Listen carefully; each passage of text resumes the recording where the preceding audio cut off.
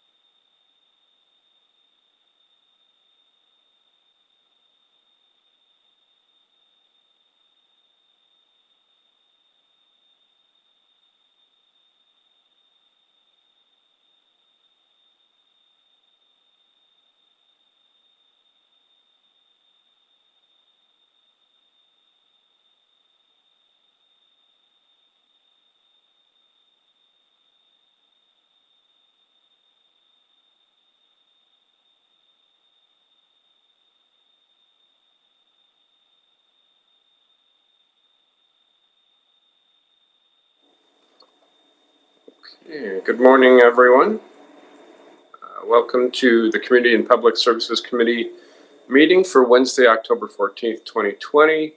I'd like to call this meeting to order, and we'll begin with a roll call. Councillor Banga. Oh, I always think you're on this committee, Councillor Banga. I'm not sure why. All right. Councillor Knapp. Good morning. Good morning. Councillor Zadek. Present in chamber and getting my computer set up. Good morning. Councillor Nickel. Present. Good morning. And I am here.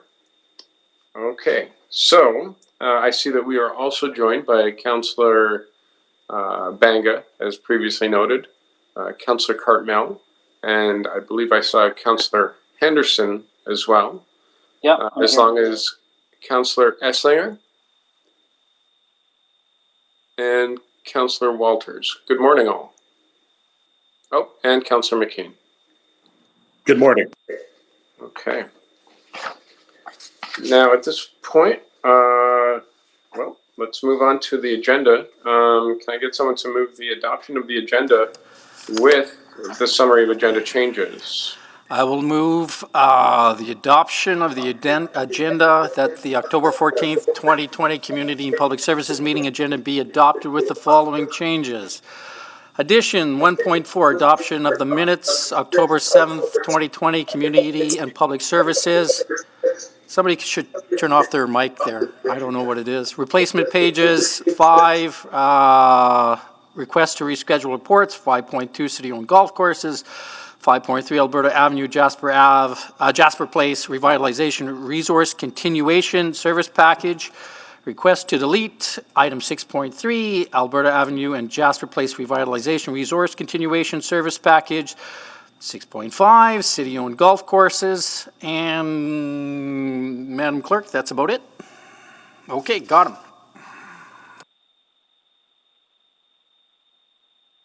So moved.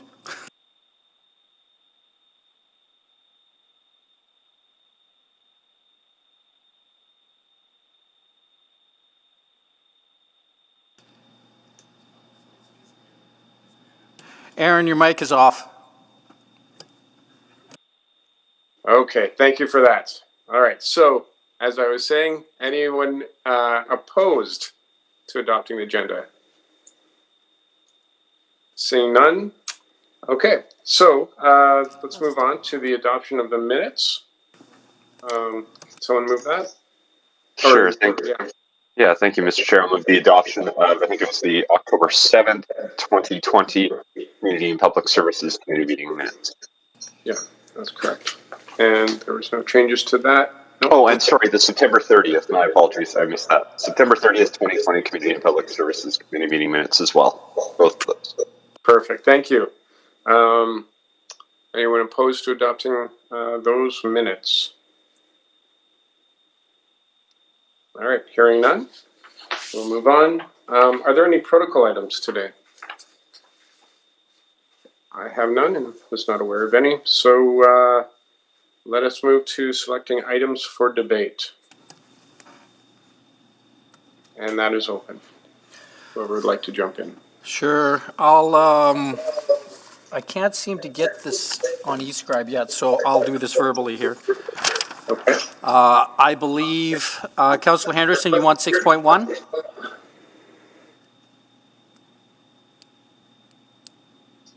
Councillor Henderson?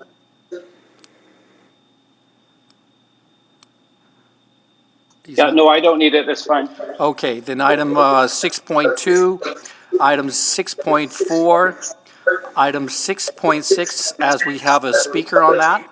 Item 6.7 for Councillor Walters, and item 7.1 also has been asked by Councillor Walters.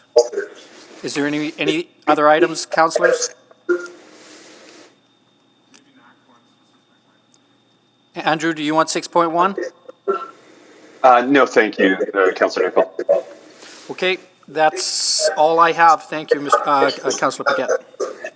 Thank you, Councillor Nicol. Okay, so let us Just a question. vote on reports not selected for Sorry, Councillor debate. Sorry, Mr. Chair, if you don't mind, can you just, since there was some echoing, I was trying to jot things down, but can you repeat what was selected? Mr. Chair, I can repeat what's selected if you like. So far, Yes, thank you. That would be helpful. Councillor Nicol has selected items 6.2, 6.4, 6.6, 6.7, and 7.1. And Mr. Chair, on behalf of Councillor Walters, I would also like to select 5.3. It's just a quick question. Okay, did everyone hear that? Also, on behalf of Councillor Walters, Councillor Zadig is selecting 5.3. Okay. And those are the items selected. So let us now move on to vote on reports not selected for debate, which aren't many. I'll And, move all remaining items. okay. Anyone opposed? Seeing none. Okay, so let us move on to request to speak. We have, as I understand it, one person requesting to speak today. That's correct. We have a speaker on item 6.6. Okay, would anyone like to move that so we can hear from speakers? Yes, Mr. Chairman, I'll be happy to move Mr. D. Buchanan on item 6.6 as a speaker. All right, thank you, Councillor. Anyone opposed? Okay, so we will be hearing from that speaker. All right. And are there any requests for a specific time on the agenda? I didn't see any. There are no requests for time specific. Okay, thank you. Now, are there any councillor inquiries today? Yeah, that's right. None? Okay. And we've already got 4 done, so let us move 5. Mr. Chair, if you wouldn't mind, may I please read out what's been passed today? Oh, yes, of course. Thank you. So this morning, Community and Public Services Committee has passed the following items without debate. Item 5.1, State of Immigration and Settlement in Edmonton Annual Report, revised due date January 20th, 2021. Item 5.2, City-owned golf courses, revised due date November 13, 2020. Item 6.1, the Orange Hub, professional artist leases. That item will be going up to council. Item 6.3 has been deleted, and item 6.5 has been deleted.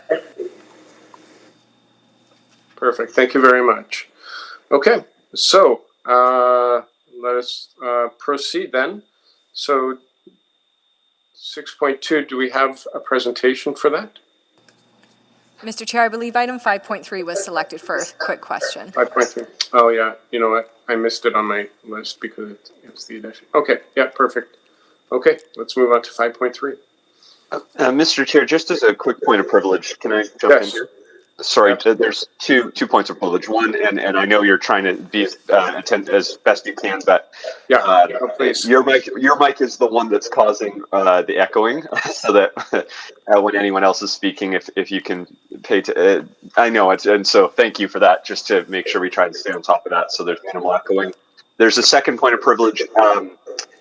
eScribe has suggested that I need to create a new password to access it, and yet on the actual device, there's no option to create the new password. So I wouldn't mind somebody just maybe sending me a quick Google chat to see if there's a way I can try to reset this to access my notes. Right now I'm just using the main reports, but I can't access my questions. So somebody from maybe the clerk's office or tech support can reach out to me. I would appreciate that while we're working our way through this. We'll take Thank care of you. that, Councillor Knack. Appreciate it. Thank you.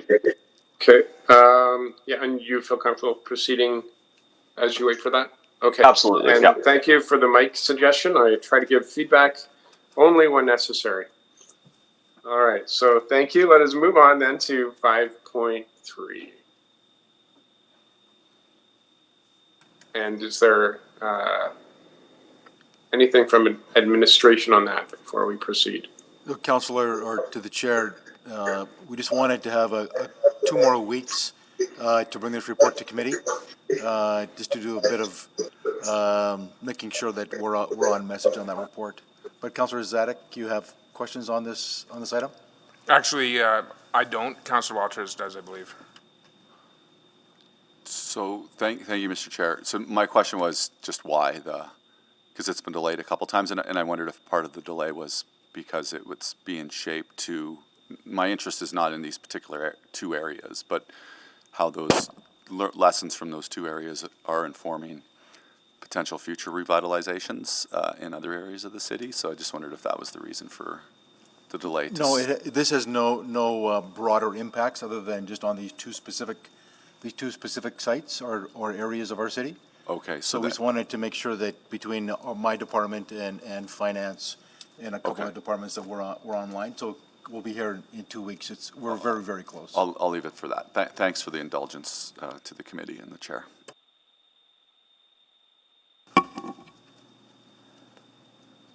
Okay, so we've already voted to reschedule that. So is there anything we need to do to close that conversation?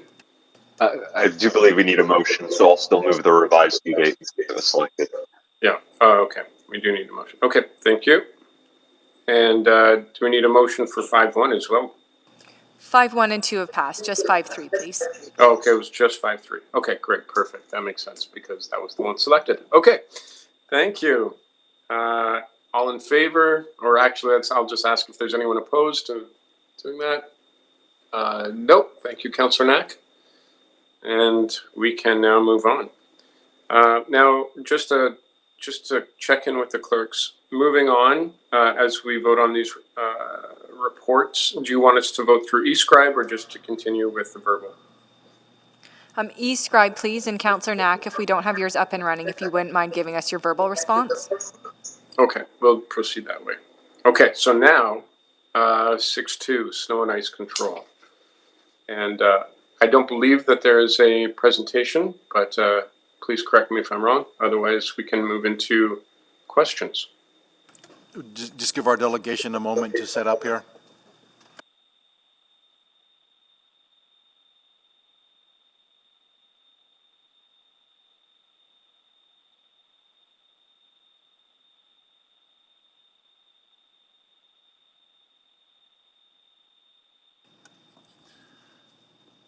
Yes, thank you. You are correct. There is no presentation. We just have some opening remarks, and then we'll open the floor to questions.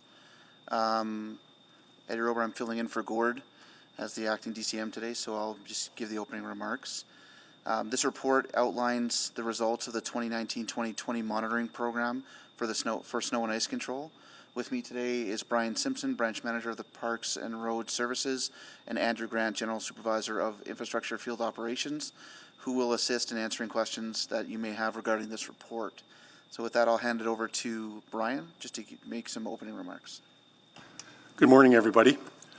Overall, the high-level results of these monitoring reports indicate that the city's snow and ice control program continues to meet the goal of achieving a safe mobility network and a healthy, livable city.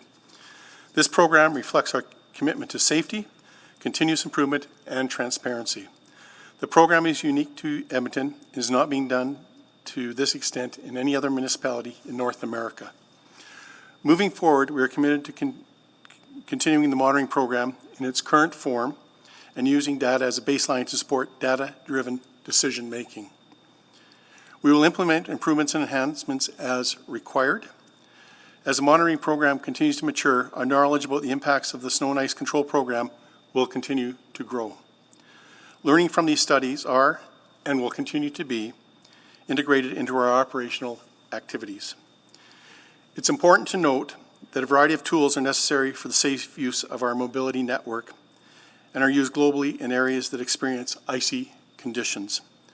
Our goal is to balance the environmental and infrastructure trade-offs with the safety of all users of the mobility network. For the upcoming winter season, planned program improvements include modifications to the design of the collision and traffic safety study to support event-based analysis, and modifications to the metal corrosion component to include additional metal types, mainly galvanized steel. Full technical reports for both this season and past seasons are available online at edmonton.ca/safe travels. We're looking forward to strengthening and enhancing our snow and ice control program and the opportunity to develop stronger relationships and partnerships with our residents. Thank you, and we'd be pleased to take your questions. Well, thank you for that. I know that Councillor Nichols selected this, so, and he's on the question list. So go ahead, Councillor Nichols. Well, thank you very much, and thank you for those brief opening remarks. So let me begin with the, just so I'm clear as to the intention of this report. This is a report that is to do what? Because it says monitoring, but I'm afraid I don't get a good feel of the metrics and the outcomes on the monitoring program. So is this just a high level? Aaron, could you just mute yourself for a sec? Thank you, sir. I apologize, Aaron. It's just a little really echoey down here. I apologize, Aaron.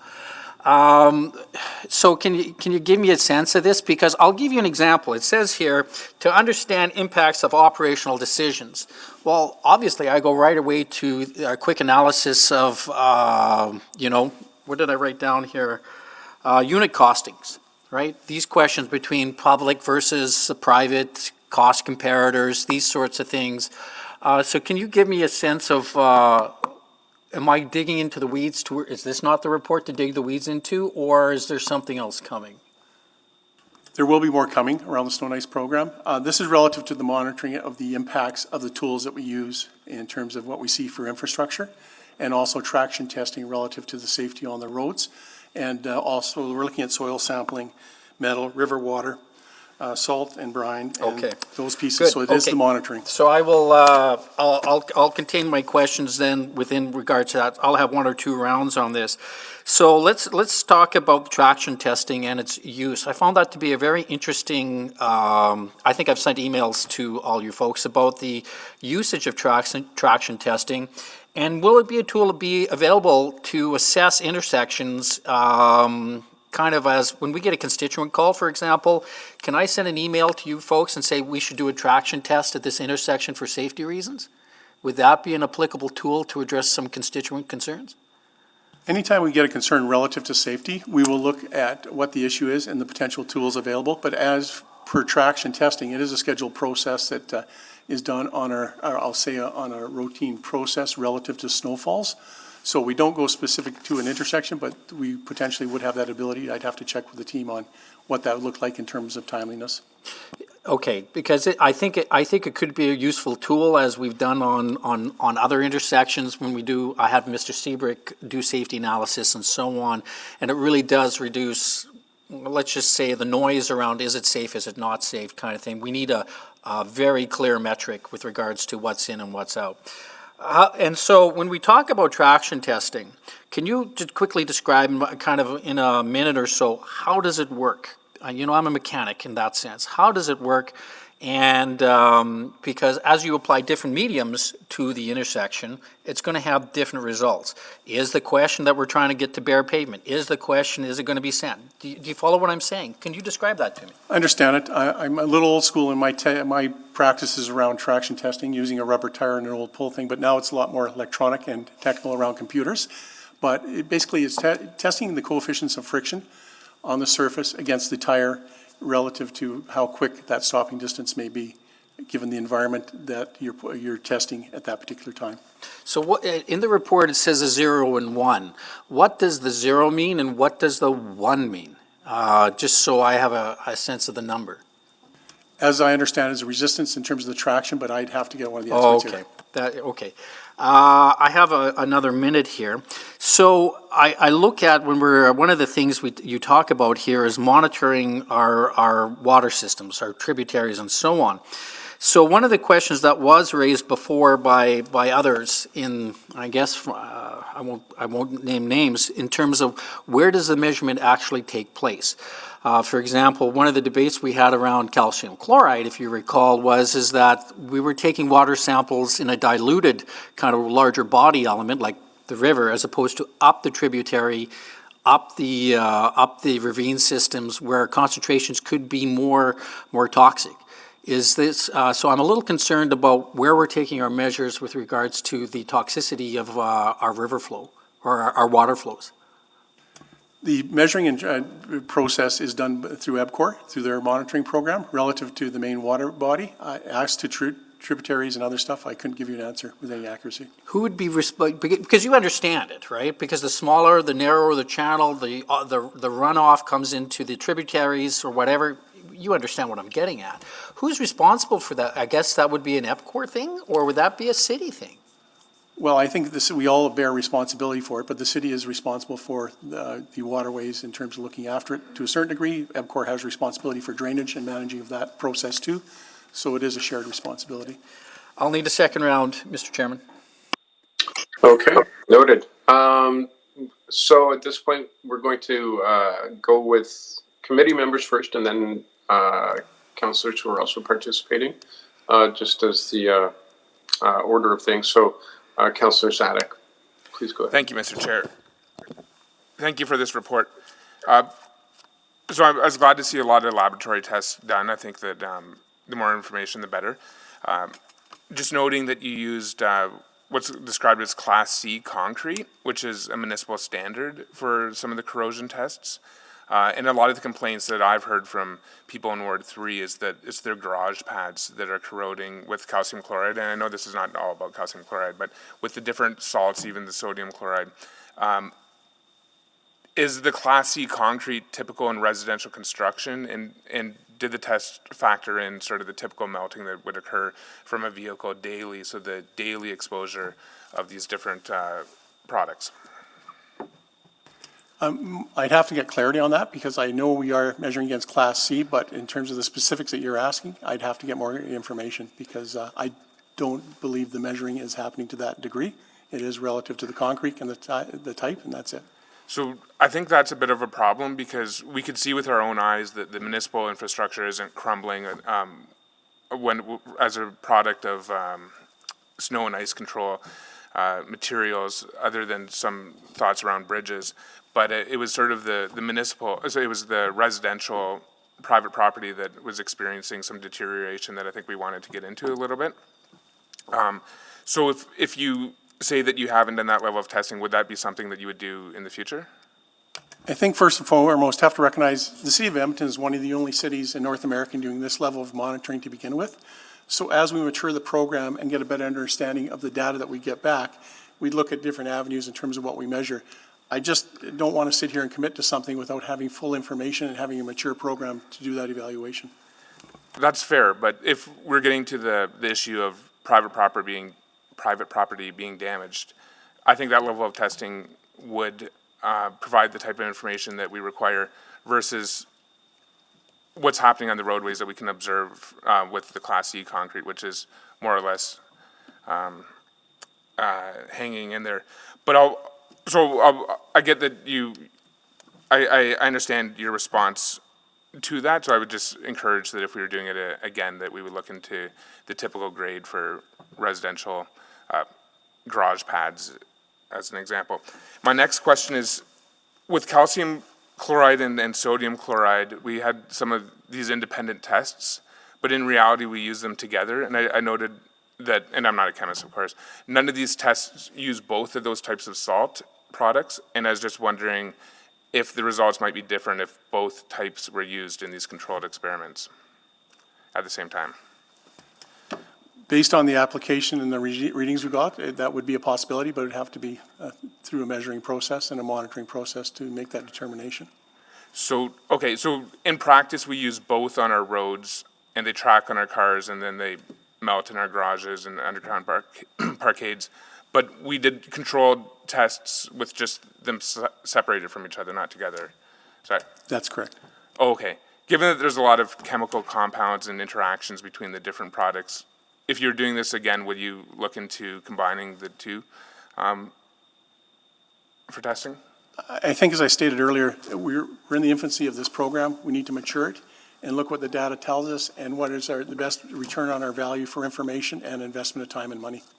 Okay. Well, as without a motion from committee, just as an individual councillor, I'd hope that we could look into that if we're doing this testing again for it to be really meaningful. Thank you. All right. Thank you, Councillor Zadek. I believe there was a point of privilege about to be raised. Thank you, Mr. Chair. Sorry, and my apologies again.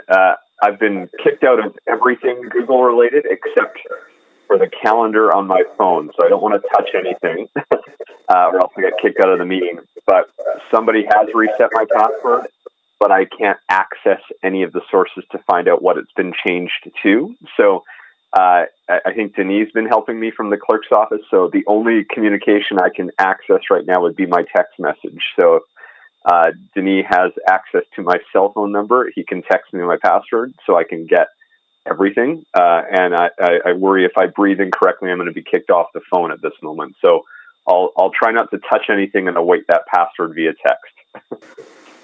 Okay, understood. Your calendar is working though, you said. No, only on my phone, and it just and now it's off. So I'm somehow on the line, and I'm not going to do anything until I get that back. But I may get kicked off the meeting at some point. Okay, understood. We will still have quorum. I'll text you if that happens. Okay. All right. Well, let's move on to as you figure that out, and Godspeed, Councillor Cartmill. You have questions?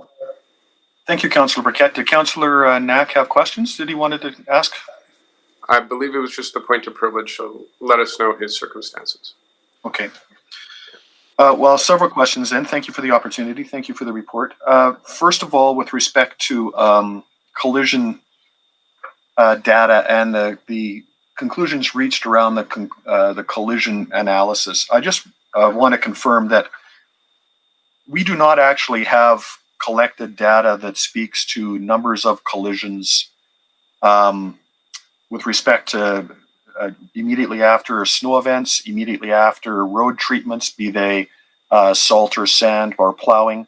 We're not collecting data to that degree. Is that correct? That's correct, sir. The previous and current study used a location and winter season-based approach to the evaluation, not in the detail that you've just indicated. So just to be clear, that means that someone's taking the total number of collisions in winter over the 7 or 8 months of winter and looking at last winter or the winter before and saying we had less collisions overall, so this program must be working. Is that a fair summary of that analysis? Yes, always with the caveat there may be other factors that do impact, but it is part of the measurement process, yes. So I guess I wonder how we can say how effective one particular tool might be over another if we're not collecting data in that, that second level form where we collect data in the moment after a particular procedure is executed. The question you raise is a valid one, and it's been brought to our attention. That's why we're changing the focused approach to evaluating the safety impacts of each operational deployment and just looking at the tools that are applied, just to the very point that you're making, because there was information. It did provide some insight, but in terms of a measurement against the tools, road condition, other pieces, we want to look at a deeper dive into that process, and that's one of the things we're trying to work on this year. So the report says that, directly beneath the collision and traffic study heading, it says status is complete. But I understood you just to say, Mr. Simpson, that there's actually going to be a continued and deeper dive effort into this collection of collision data. Is that correct? That's correct. Just in the order they're offered then, the metal corrosion discussion, in the discussion in the report says that changes could not be directly attributed to corrosives or essentially could not be directly attributed to the use of salt or sand or other abrasives. But it says it's complete. Is there not a need to further understand whether those corrosives or those other products are having an adverse effect on metal, be it metal on bridges or metal in cars and other vehicles?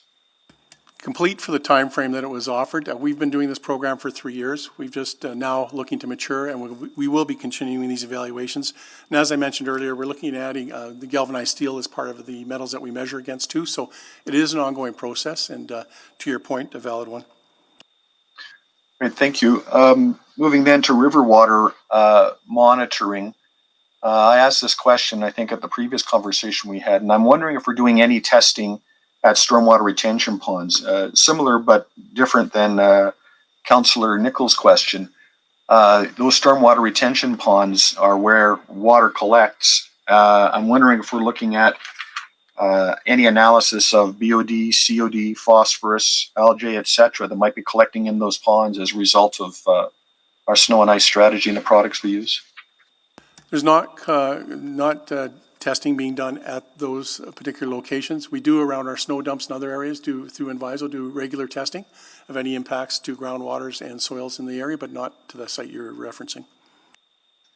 I wonder if it might be valuable to start performing tests of stormwater retention ponds for 2 reasons. One being the ecology around those ponds, and the other being that what we find might lead to greater understanding of how much abrasive salt, other chemicals that our underground utilities, and particularly our underground concrete utilities, might be exposed to.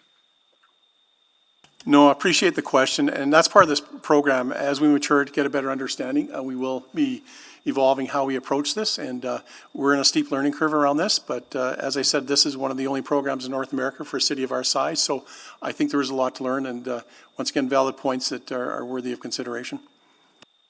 Thank you, Mr. Chair. I'll click on again for a second round. Thank you. All right, thank you, Councillor Cartmel. Councillor Banga, you have questions? Of course, thank you. Just a couple questions on the use of calcium chloride and sodium chloride first. When I'm looking at 2019, 2020, and 2018, 2019, and so on, even before that, does that mean we're using 43 times less calcium chloride than 2017, 2018, or are we talking about both salts combined? I'm referencing with the same chart I believe that you're looking at, Councillor, and we are looking at that breakdown of that chart is salt in terms of tons, sand, salt, abrasives in terms of tons, and then the actual salt in terms of per lane per kilometer used. So those are the measurements in that process.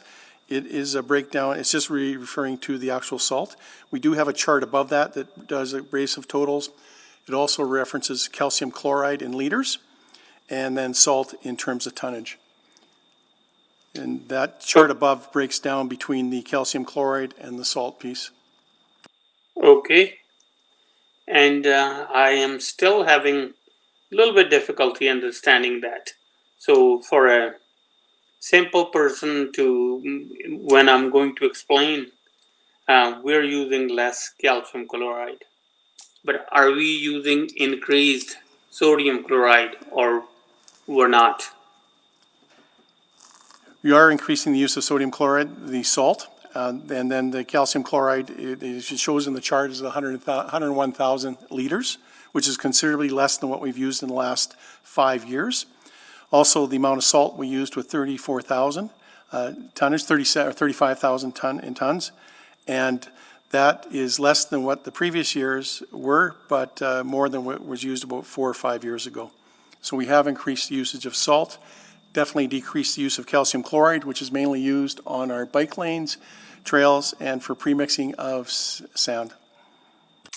Okay, and sodium chloride is usually used by the city in the form of, I guess, solid. Isn't that correct? That is correct. Okay. Now moving on to number of collisions and severity of collisions. Are they going consistently down despite the discontinuation of calcium chloride, or at least a reduction of calcium chloride? Or how are we doing in that department? In terms of overall collisions and injury, serious injury accidents, we are seeing a decrease overall on an average. So the snow and ice program is part of that equation, but not the total equation. And traffic volumes and other factors come into play, and environmental conditions also. But overall, the trend is down. Okay, and what do we attribute that trend to? Like, can we say it's a reduction of speed on the streets? Is the streets they're better cleaned? I don't know. If someone's asking me, then what should I tell them? Well, a combination of factors. I think the key component of which our focus has been public education, and that's had a positive result in terms of driver knowledge and understanding, in terms of the dynamics. The speeds in certain areas, in terms of what's happened in the city relative to playgrounds and school zones, is another area. The enforcement model comes into play, and also the environmental impacts, whether that be in a snow season, rainy season, or even on bare pavements in the summer. Those are all factors that contribute to that. Okay. And when we're saying we're doing it much better than before, why do you think there are sentiments among the citizens that appear contrary to what we are saying? Understand the question. I think everybody's individual experience and what their lived experience is what's factoring into their thoughts and opinions, and they are valid thoughts and opinions, and we do take them into consideration. Our goal is to get better at the program, absolutely, and we've gone out to the community to solicit feedback. I think a prime example recently was the parking ban, in terms of just what we got from the community in terms of feedback. So it's an ongoing process, and we're always looking to get better at the process. Thank you. All right, thank you, Councillor Banga. I believe Councillor Nicol wanted to ask a second round of questions.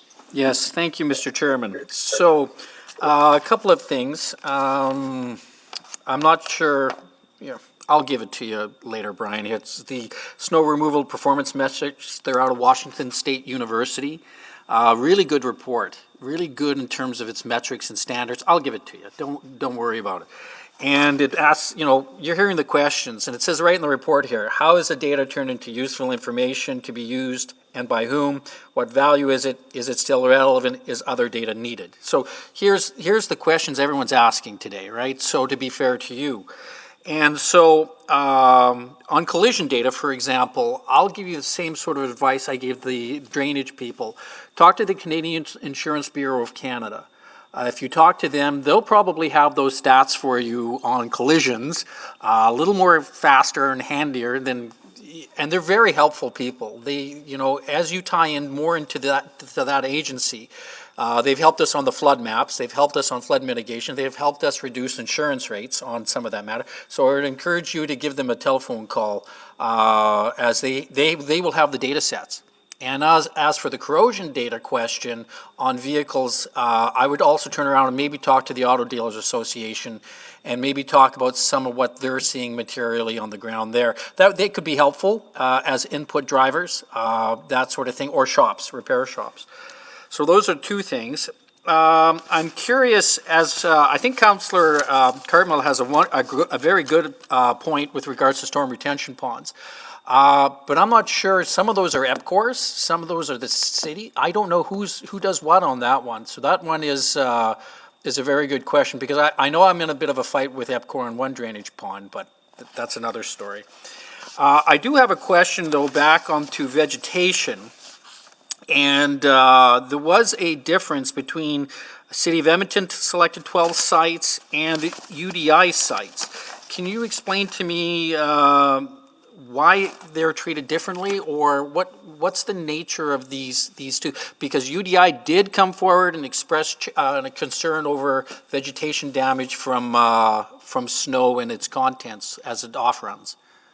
Yeah, I asked the same question in the report because I'm not the expert in that in terms of soil, but my understanding is one is location is a prime factor. Length of location in terms of that roadway and usage is a factor. The actual soil condition prior to that roadway being there is also a factor. So other pieces do come into play. So that, once again, it is a time process too, but that was what it was. Basically, I was offered up probably a difference in soil at this time without actually digging it up and looking at it right now. Has any conversations had been with UDI and the landscapers to develop better landscaping specifications that are more resistant to wear and tear from possible contamination? I don't think it's fair for the city to bear all the brunt of what they plant. I mean, we have to maintain it after all. So specifications as to what can be on the boulevards and so on, I think would be an important question to put back to them to say, what are you doing to mitigate our costs? Is that conversation going on? Not through myself, but I know through my team on the other side, they've had those conversations in different ways. Just one, getting an understanding of why certain plants are used versus others, and also offering up options that might more resilient to our climate and to our situation. Yeah, exactly. And that's what it reduces costs for everybody, gives us a long-term maintenance program that is sustainable. You see all the positive outcomes on that side as well. Happier customers. Yeah, happier customers at the end.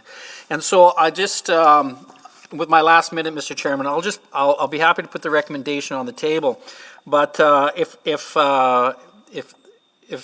Brian and Eddie and folks and Rob, you look at the report, there's some very good metrics in terms of the snow and ice program. It's very important. I'm one of these guys who knows snow is one thing, ice is another, right? And how we treat that, how we treat those sorts of things. And you'll find that part of the study, Alberta has participated into it, Ontario has participated on it, and so on. So there are some Canadian context to that. And it's from everything from time to bare pavement, time to recover speed, friction. We talked about system-related outcomes, and Councillor Cartmell talks about collisions, for example, customer satisfaction. It's all here, and it's really actually very handy. And I think you could just put it in there. And I think you would have, we can start answering some of these questions. The long-term maintenance of the landscaping and the tributaries and the storm water ponds, I think is a really important question, because we got a lot of issues with regards to what, not just what we put on the roads, but what everybody else puts on their lawns and so on, right? There's that implication as well. So that's all. Thank you for the report. And when ready, I'm happy to put the recommendation on the table. All right, thank you, Councillor Nicol. Councillor Cartmell. Thank you. Just a couple more questions then. I want to circle back to the traction testing. I'm curious if the traction testing is performed immediately after a particular measure is put into place, so immediately after sand or salt or brine or what have you, or if traction testing is performed a day or 2 or 3 or 4 after those treatments have been applied. I do know it's not applied, it doesn't happen immediately after, and I'd have to get the answer in terms of specific time for reference, but it's not immediately after. My understanding was that some of that testing was relatively soon after a treatment was applied, and that, you know, that traction may deteriorate over a number of days, so that would be interesting data to collect. Yeah. With respect to damage to concrete, I read from the report that field measures were performed in 5 specific street locations. Has any effort been made to collect data from the private sector, either those that own and maintain concrete structures, elevated concrete structures such as exterior or interior parkades, or the consulting engineers of Alberta, where they may have membership that is involved in the reclamation and repair of such structures, and whether they're seeing an uptick or otherwise from the use of salt. No, not to my knowledge have we had conversations with the owners of that type of properties or with the consulting engineers of Alberta, but good points. Referring back to a report that was provided on January 6th, and this report was entitled Annual Breakdown of Collision Statistics from 2018 Vision Zero Annual Report. And it speaks to the number of collisions that were reduced by various measures through the Vision Zero program. Improvement of right turn geometry, protected left turn signals, etc. I guess circling back to the collision data, will it be part of the ongoing collision surveying and data collection that we break out in some way what collision reductions are attributable to these improvements as outlined on January 6th versus what might be attributed to particular roadway treatments, sand or salt or otherwise? That's part of what we want to evaluate and take a look at, but what the specifics will be, I don't have an answer just yet, but that program is being developed in partnership with the U of A, and we'll have some answers in the future. Okay, and final question, just building on what Councillor Banga was asking about the relative and qualitative statements in the report about the amount of sand used versus previous years, the amount of salt used. Would it be possible to get actual information on quantities used? I wasn't able to find that in the report. Yes, we can get that. Thank you. Those are all my questions. Okay, thank you, Councillor Cartmel.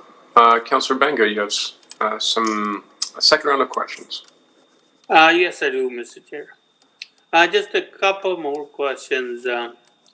I know when we have the data about calcium chloride and sodium chloride, and it's been only, I guess, reduced in the last few years. Do we see a correlation between the number of collisions and the severity of collisions as we are using less and less calcium chloride? As a direct correlation, I can't say yes or no, but is it one of the factors in the measurements? Yes, it is, but its impact, as we go through this program, as we do more monitoring, we'll be in better position to attribute specifics to certain actions and results of those actions. Okay, and the use of these materials, is it available to public for their view? Yes, on the edmonton.ca/safe travels, we have information relative to our snow and ice program, and this information is part of the public realm. Okay, going back to traction testing. In severe injury collisions, the police does their own traction testing. And that testing is probably the most, I guess, close to actual conditions of the road as possible. Do we ever use that data that is accessible probably to us too if we want? With those collisions, those are in real time at the time of the event, so it is very good information. We do have a very strong partnership with Edmonton Police Service and their traffic unit relative to it. As to the specific use of that data, I would have to get that checked on. I do not have an answer, but I can find out. Thank you very much. Okay, thank you, Councillor Banga. Any other questions? Not hearing any. I've got a couple of my own. So, presumably, the goal is to keep communities as safe as possible, do as little damage to our infrastructure as possible for the least amount of money possible. Does that about sum it up? Yes, in consideration of the community and their desires. Okay, can you expand that part? Well, we work for the taxpayers of the city of Edmonton, and just what they're looking for and what they want is important to us. That's why we seek their opinions and their feedback, and that's an ongoing process. Okay, so just to unpack that, the three driving principles that I just detailed, it sounds like you're saying that sometimes the community and public feedback that you're getting goes beyond those three: safety, preserving infrastructure, and a tight budget. I would say it's interwound with each of those in terms of just as a process, and it's just something that we always take into consideration. Okay, so I think that might be helpful to unpack that, because if there is sort of a pure approach to snow removal in Edmonton that is just based on data, facts, and what we know is a best practice for maximizing all three of those areas, and yet you're being asked to do things beyond those three areas that maybe don't actually contribute to those goals, that would actually be very important to understand, so that when we move forward informed. Does that make sense to you? Yeah, absolutely. And I think just understanding the issues and what we need to educate on and get an understanding ourselves, but also share that understanding with the community is very important. Yeah, okay, because if what you're, and this is, it would be great if we could just get some very plain language and bluntness here. And I guess what I'm saying is, if we have the goals of safety, less harm on infrastructure, and in a tight budget, and yet communities are asking for something beyond those that don't actually fall into best practices or increase or aid in those three goals, are you going to come forward with us when we start talking about this budget, so that we can understand the differences between what would be actually needed to perform those goals and what is actually being asked for that fall outside those goals, and the budgetary implications of that? My goal and intent would be to give you the information we have, and also just make sure that you have the information we have relative to making that informed decision. And I think that's a key component of this in terms of just working with the community going forward. Okay, maybe we can take this offline. It looks like Councillor McKeen has some questions. Go ahead, Councillor McKeen. Well, I wasn't going to jump on, but you, Councillor Paquette, inspired me. So the road, the condition of the road, the amount of work the city puts into clearing that road of snow and ice is only one factor in traction, is it not, Mr. Simpson? So what I'm getting at is the speed of the vehicle and the caliber of the tire on that vehicle, the way it's being driven, and the type of tire on that vehicle are also factors, yes? Absolutely. Environmental factors, driver experience, type of vehicle, all those come into play. Absolutely. Do we, in our work with the community, ever place some responsibility on the community for this? Because it is really expensive to get roadways down to bare pavement, to look to, in an extreme way, look after the city of Edmonton's sphere of influence in safety. So do we put it back on the community ever to say, you have a big role to play in this? I think through our conversations, our education, the community is definitely engaging in this process. And I think I'll just go back to the collision and injury stats that show that we are moving in the right direction. So community does absolutely play a huge role in this. But I also have to say the majority of Edmontonians are definitely involved in understanding the message and working to make things better for all of us. Yeah, because Brian, you said earlier, and it's true, we are all here to serve Edmontonians. But if we continue to escalate and spend more money on getting roads to bear pavement 12 months of the year, their taxes are going to go up. Yes? Absolutely. There's a cost to doing the business. Yeah. And that concerns me at a time when our budgets are really constrained and whether or not we will be able to afford delivering this service at as high a level as we've been aiming to do. That wasn't really a question. I apologize. Tell me, please, if we are monitoring any market changes in traffic because of the pandemic and whether or not those changes in traffic would be factored into our snow and ice control program. We're constantly monitoring traffic flows in terms of, especially through the COVID piece, but we've ongoing monitoring. So, we're back to about 80% of normal, previously down around 50%. So that becomes a factor, but the factor is in terms of operations. Less vehicles on the road, more opportunity to move snow a little more efficiently and effectively. So it does impact indirectly, and for that reason, we do have that information available to us. But at 80%, we would still have the same sense of responsibility to clearing the roadways for safety.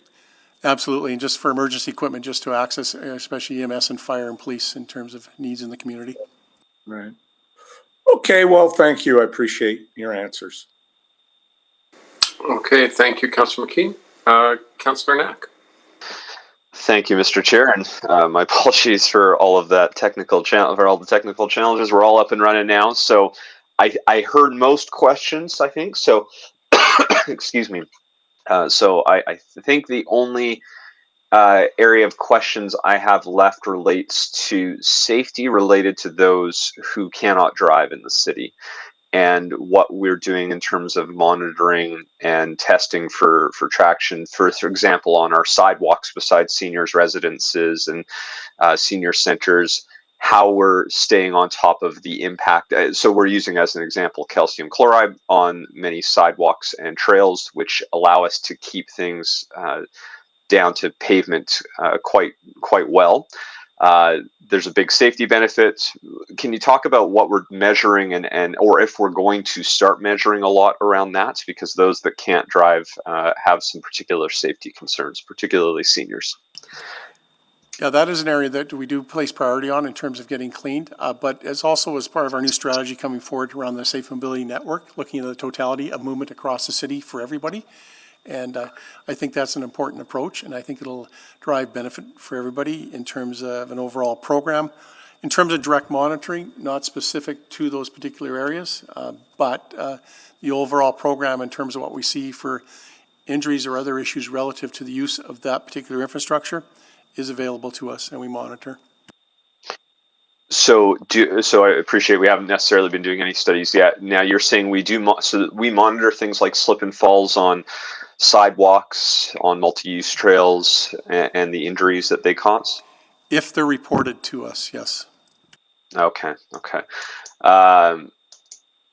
Tough question then. How often, what would somebody do to report that? That would have to be a 311 call to say, hey, I had a slip and fall on a sidewalk. Is that? That's the most common method that we get concerned around icy conditions, and we respond to that. Okay. So do we check it all with, because, we're doing a lot of work around traffic safety and driver safety. And I want to say I appreciate a lot of the questions around, that element of personal responsibility for driving. But, and so we've access to a lot of data. Are we looking at connecting with groups like Alberta Health to see if we can access the number of people who go in during the winter for slip and fall? Just to help us understand where and how often these things are happening, to make sure we've got the same type of data that we do for our roads as we do in our other infrastructure. We've attempted to get that data. We have not been successful, but we are trying through other means to meet a protocol process. Okay. Is it just privacy that they're worried about, or what's the Health privacy is paramount, yes. Yeah, okay. Similar to us, though, around traffic accidents, they should be able to give us an aggregate data, should they not? Even if it's not individual names, which we wouldn't really care about in the sense of that doesn't impact our policy changes. We care about those that fall, but we just want to know the number and where. Yeah, it's also the energy required to pull that information out of their process. I understand it takes a little bit. Oh, okay. Okay. That's helpful. So are we going to start included with this long list of different measurements that we're doing on attachment 1, and I particularly look at something like traction testing. So can that be expanded to include things like sidewalks around a senior's residence or sidewalks around different locations that have high pedestrian traffic?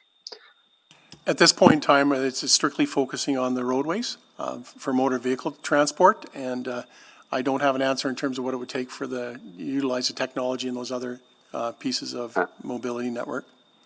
Okay, I'd be interested in exploring that, because I think you know when we talk about vulnerable road users, again, somebody with a mobility challenge who cannot drive a vehicle, knowing how safe those different sidewalks are, those different trails are for them, I think is pretty critical, because I mean, you know, and this is why I know we've been trying to enhance some of that work, but without that data, I wonder if it's hard for us to make informed decisions around how we're deploying those resources for those other forms of infrastructure, which make up, I think in our previous conversations, we talked about that being about 25% of the budget. So it would seem like we'd want to have some type of measurements that allow us to understand how to best use that 25% of our budget.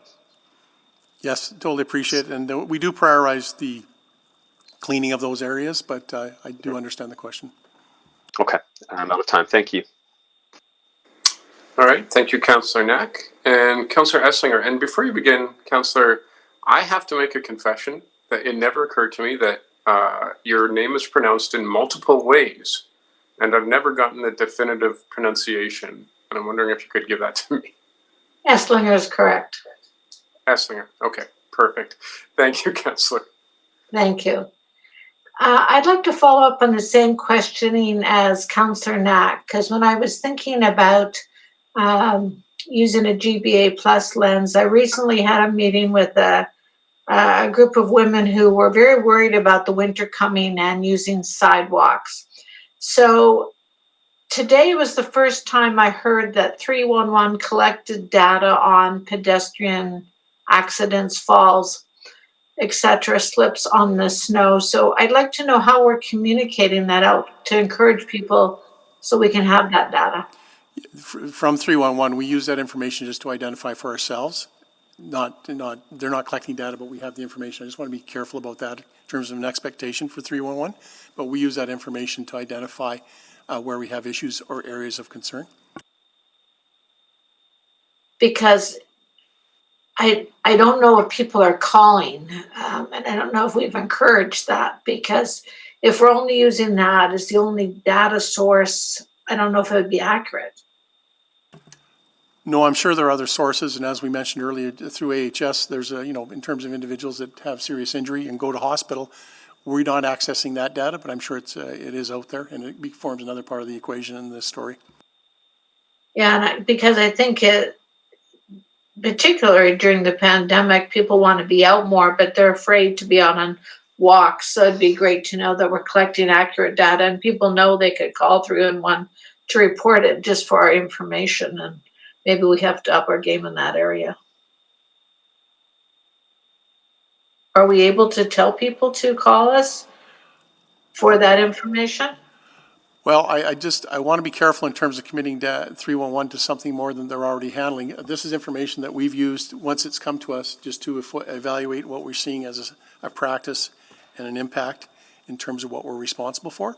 So we're using the normal process. So I'm just, I don't want to inundate 311 with all of a sudden a lot of calls. I need to know their capacity, and I want to be careful and respectful of what that looks like.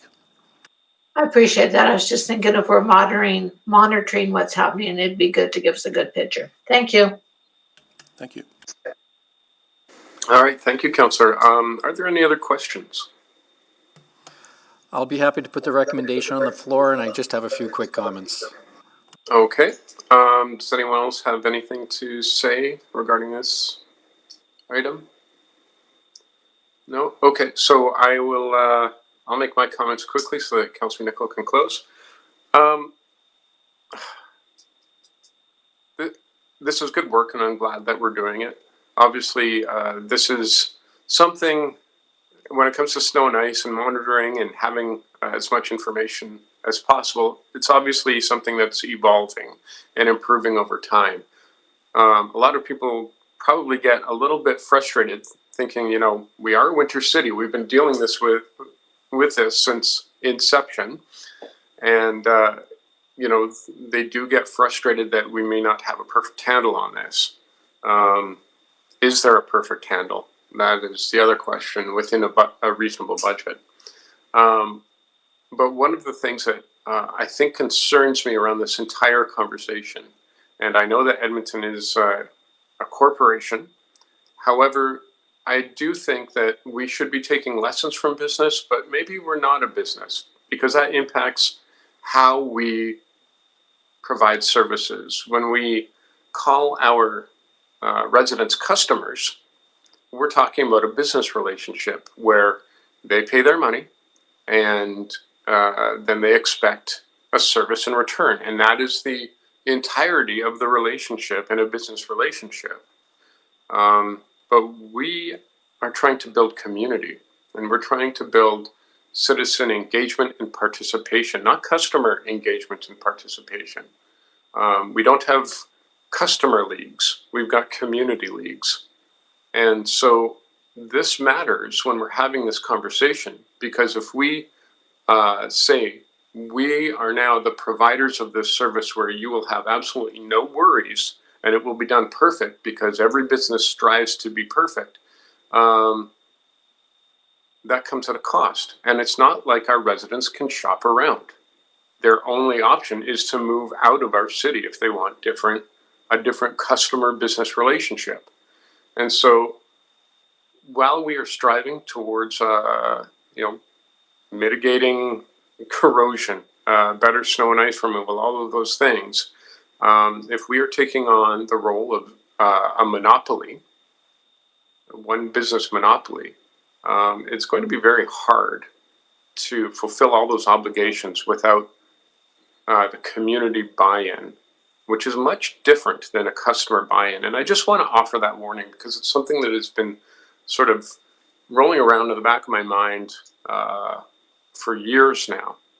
And, again, we should absolutely be taking the lessons from business to do a better job. But when we turn our residents and our citizens and our neighbors into just consumers of a government product, which, by the way, is a monopoly, I'm not sure we're going to get the best results from that framework. And so I would just suggest that as we talk about this and as we close this conversation, that we allow the larger framework in the way that we speak about these things. And that would be it. All right, thank you. Councillor Nichol to close. Well, I have to say, Councillor Kett, I disagree with you very strongly on your assessment here. So let's just be blunt about it. We're not a business, but we can be business-like, right? And we talk about our customers because they expect a certain level of service, and that's what they pay for. And that's why I talked a little bit about public sector versus private sector comparators.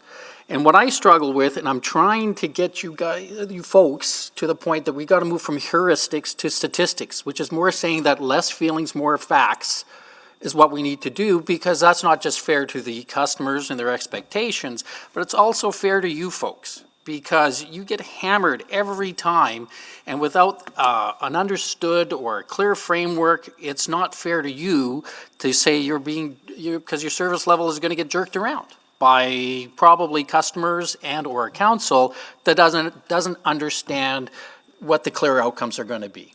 So you see my point that I'm trying to get at. Now, of course, we know safety is number one, but you've also heard some other things that were talked about today. One thing that we've missed about is kind of economic mobility for consumer goods and products, right? That's also tied into why we clear the road and so on.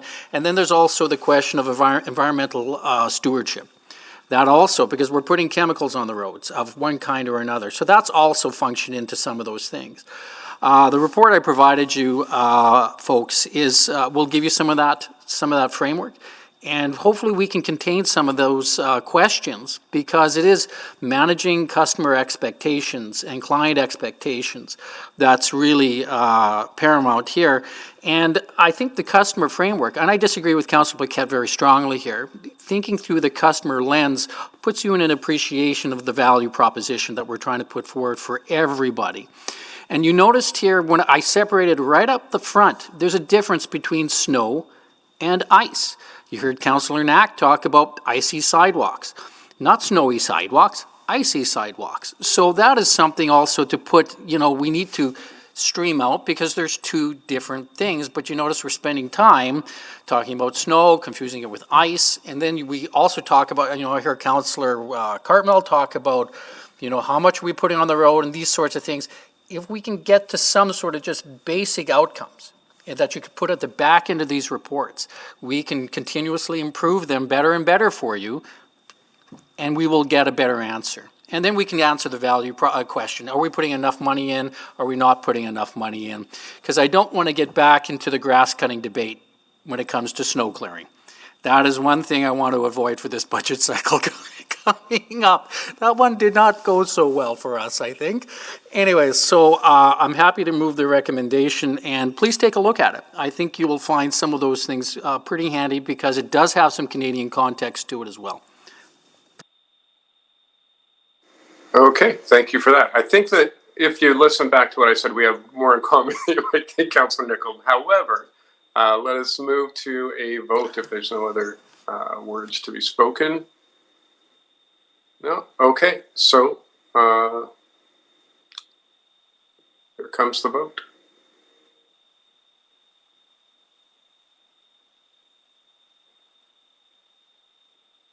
Okay, I'm not getting it, so I will just say I am a yes. And Councillor Zadok, your vote? Oh, we've got it now. Thank you. We have the votes. All right, display the vote. And that is carried. Okay, perfect. Let us move on now to item 6.4. Temporary park and ride locations on city lands. We'll just let administration get set up. And just when you're ready to go, let us know.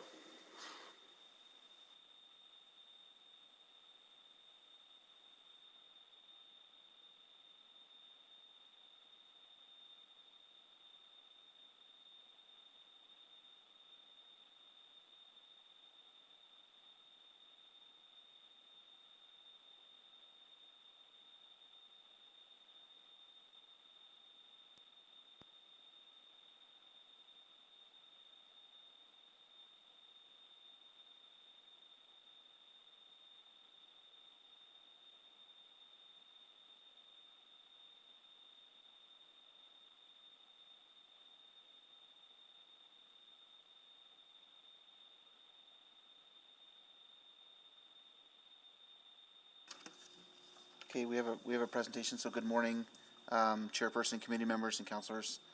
Today we'll be presenting an information report on the response to a motion regarding the potential for a temporary park and ride located at Iverdent Sports Park. With me today is for this presentation is Sarah Feldman, Director of Planning and Scheduling for ETS.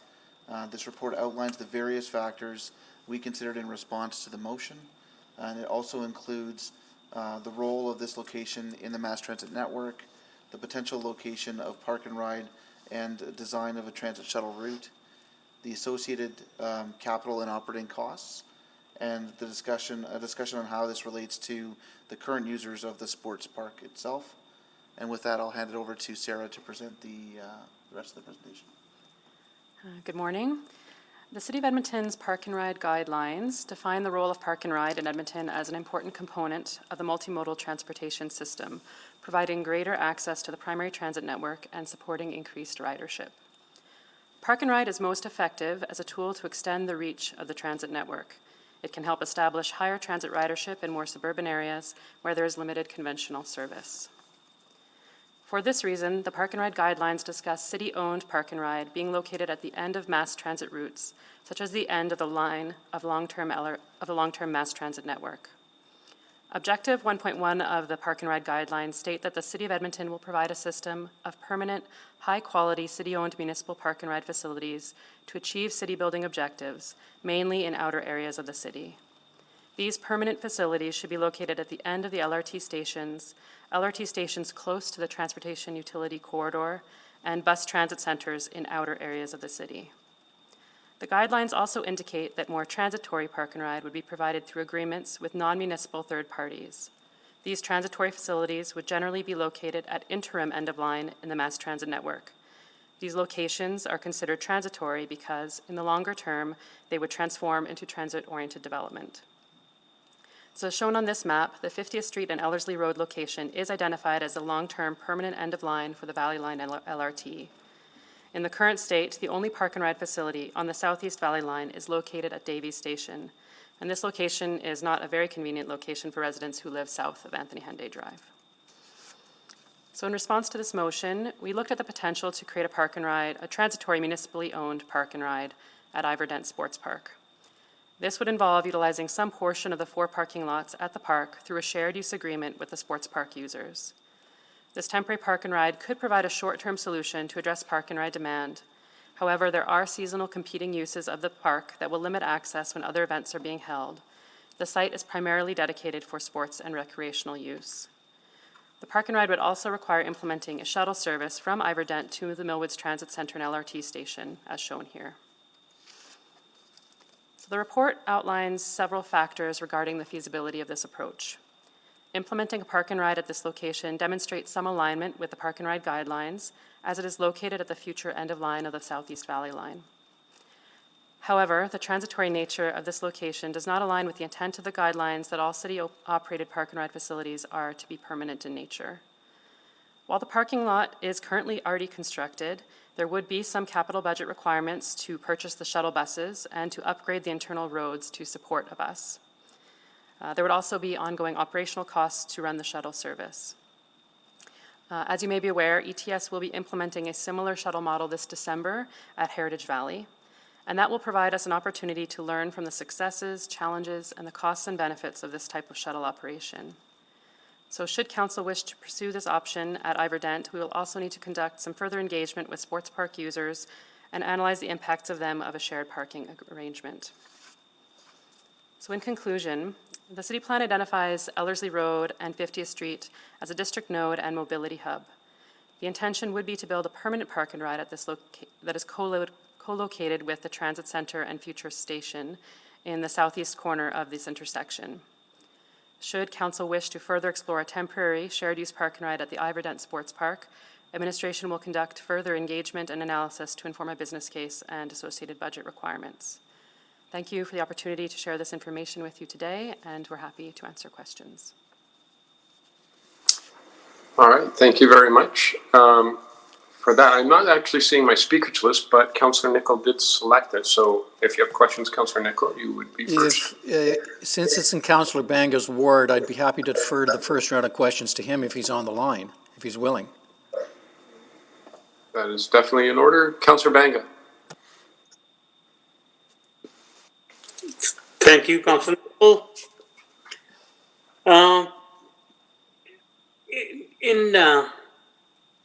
Anyway, thanks for the report first. And in evaluation of Park and Ride possibilities, when I guess in the report it says it's not the most, direct route. Is there any parking lot where there is the most direct route? I mean, these are, I guess every parking lot, doesn't matter where it is not most direct route. Why this location is not considered that way? I think this parking lot in the broader context is fairly direct to the transit center, of course, working within the constraints of what parking is available. This is along that future alignment. I think there's other challenges more around the shared use arrangement and the costs associated with using the facility. But in terms of the location, it's definitely can be workable from a network perspective. Okay, I mean, it's ideal to have a end of the line park and ride, or at least parking there. But in our case, we don't have end of the line parking at the Valley Line. That's Millward's Town Center. So there has to be something else. We can't create parking out of nothing at Town Center Mall or close to it. So in the meantime, when LRT starts, do we have any other alternative available to us at this point in time? Yeah, so administration has been working around more adjacent to the Millwoods LRT station to identify other private landowners in that location that have parking lots or parking facilities to establish a shared parking arrangement for when the Valley Line opens. So that's being actively worked on in a few areas of administration, working together to identify those locations and then contacting those landowners to establish those arrangements. Okay, but still, is it not going to be quite far or just walking?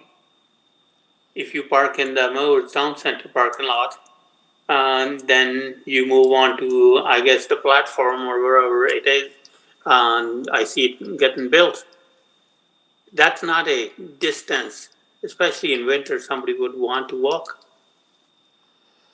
I think what we have available is to look within the land uses of and the approved land use plans in that area for where the station is located and establish what we can. There may be, some, depending on which locations are established, the walking distance will vary. But that is to say that a shuttle service from farther away might not be necessarily more attractive than that walk. So it's a piece also needs to be looked into as what's most attractive, what will draw ridership the most to that station. Okay. And my next question is, we're sort of comparing Heritage Valley to this Iverdent Sports Park. I know both these facilities are different. I'm also looking at the annual operating costs. They're comparable.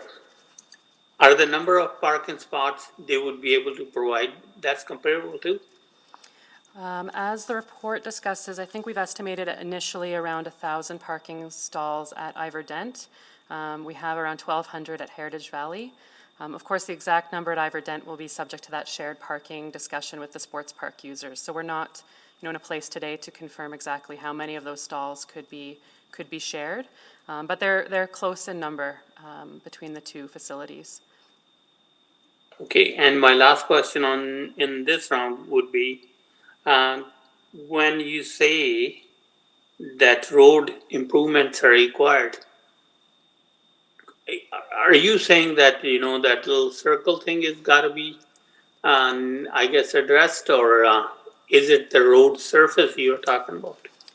Yes, it's the road surface within the parking lot of the sports park. So most, the roads where we operate a bus are built to a higher standard than your typical local road and many parking lots. So we want to ensure that parking lot is not degraded over time by the amount of traffic you would see with a shuttle bus service running in quite frequently.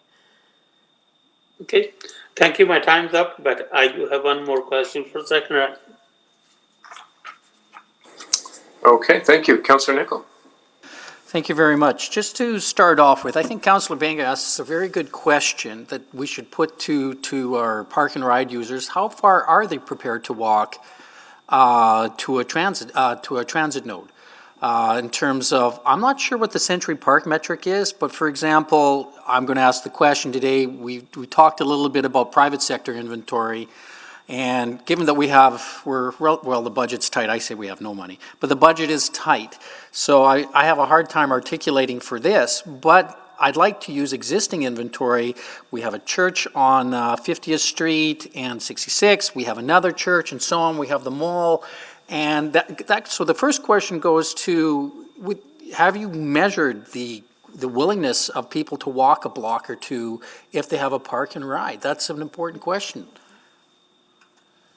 Yeah, that is something that gets measured on occasion from the transit industry perspective, and it really depends on the type of service that you're providing that location. So LRT service, people would walk greater distances than a bus service from a certain location. But Eddie, how far is that? Is About 600 meters is a good metric for that. 600 meters for just kind of a universal number kind of thing, and so on?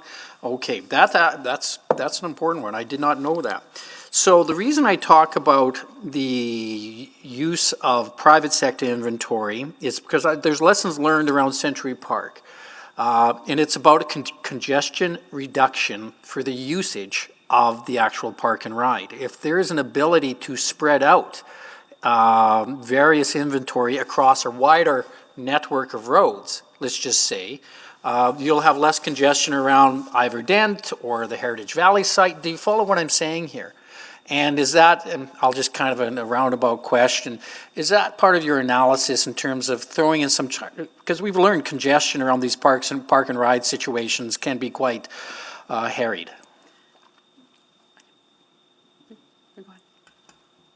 So yeah, I think the conversation around traffic and ability to handle the amount of traffic going into a park and ride location is something that needs to be looked at any locations that we're looking at. Certainly looking at dispersing that amongst the different properties is something that in the Millwoods context is something that's being looked at. So different property owners adjacent to that location and spreading those kind of nodes out and dispersing the group is what we're looking at for that location specifically. But yeah, your point is noted that definitely there's an implication to traffic on those corridors where you're looking to establish a large park and ride, and you have to look at the arterials, what the traffic movement and flows look like, and what that implication would be to provide something with that type of volume. Because I know, for example, on 50th Street and 23rd, we could, if we put a huge park and ride there, we'd be looking at, I know we don't fail intersections in this city, but it would certainly be a D, E, or an F pretty quickly, as what's happened around the Century Park site sometimes and so on. So my question, I know we're talking about the Ivor Dent Sports Park, but I guess I would put in front of you the question, should we not first look at the private sector inventory and what deals can be struck to ease in the park and ride population before we move to an Ivor Dent Sports Park model because of the cost implications and the potential conflicts that we're going to have with field users? I don't know. That's just kind of a thinking. It's just a question. I don't have an answer. Absolutely. I think that's a good approach. It's likely more attractive for the transit users who will be closer to the LRT station. It's a better use of land, more financially responsible for everyone involved, and helps to support better use of land in and around the Millwoods station. So with my last 55 seconds, where are you with these kinds of discussions with private sector owners? Because eventually the Southeast line will open up, and eventually it'll open up. We'll be ahead of the curve or behind the curve because, for example, we all know that the churches have to pay for their property because of a tax ruling, and there's an opportunity that maybe we could lease the land, give them an incentive to put park and ride there, and act as kind of a cost recovery basis for it. But there's lots of structure in the deal. The question is, are we in front of these conversations before the line opens? We are, and Daniel is on the line. I think he could probably answer that question better than us, but I know that he has indicated there is interest already from property owners adjacent to our properties now, and they're in conversations, and maybe he can add more from that perspective. Thank you. So, Councillor Nicol, thank you for the question. Our goal is to be closely aligned with the curve so that the private sector is ready at the same, or ready ahead of the Valley Line opening, and understanding that we are looking to have private sector notified and ready to go should they choose to. We're looking for early first quarter to start reaching out to those landowners And as Mr. Rober already mentioned, some have reached out to us already. Okay, thank you. I'm out of time. All right, thank you. Councillor Banka, you had a, well, let me just see if there are any other questions. I don't see anyone else on the list. No, okay. Councillor Banka, go ahead. Thank you. I know we are talking about kind of having Heritage Valley as a park and ride kind of pilot project there. I know it's gone beyond pilot, but anyway, we're evaluating, see how that works, to see if we need to and how we need to work. But Commonwealth Stadium parking lot, have we not learned any lessons from that? What we are going to learn from Iverdale Sports Park?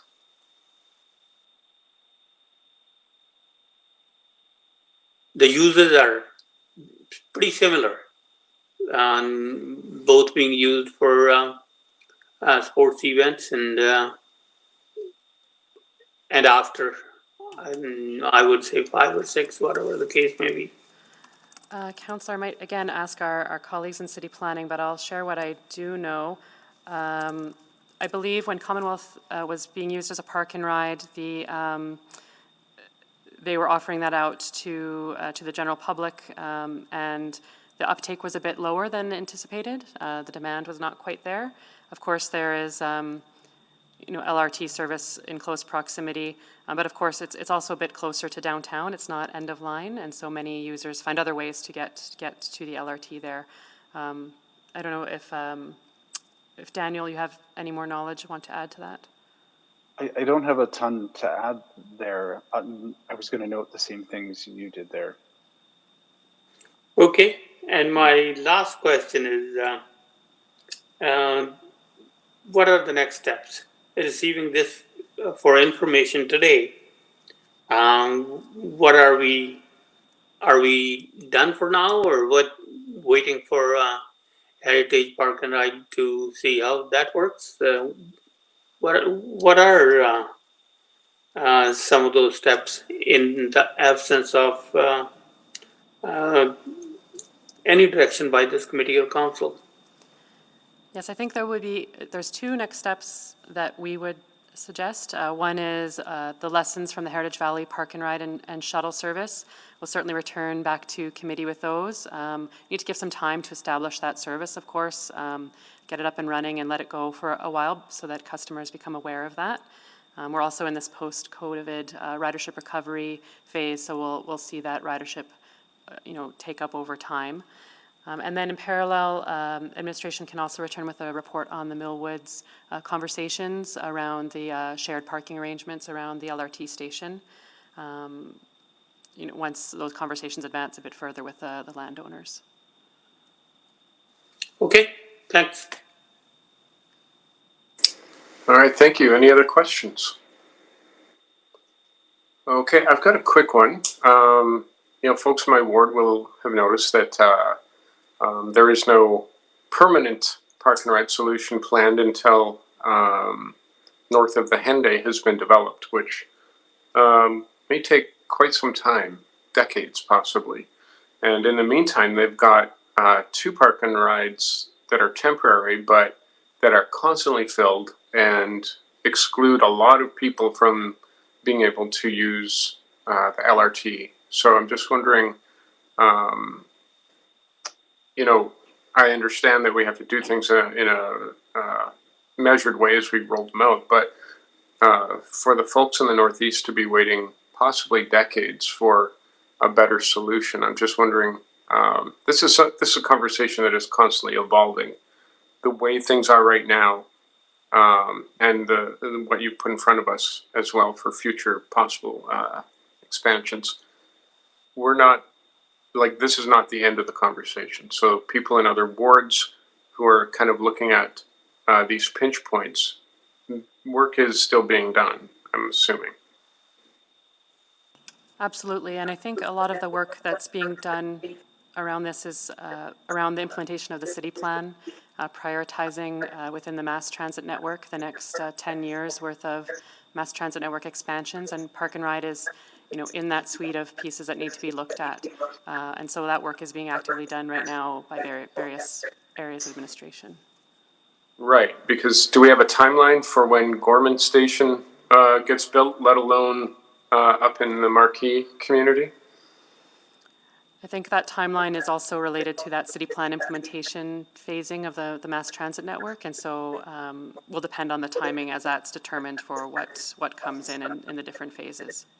Right. So, considering the conversation we just had around proceeding either with a south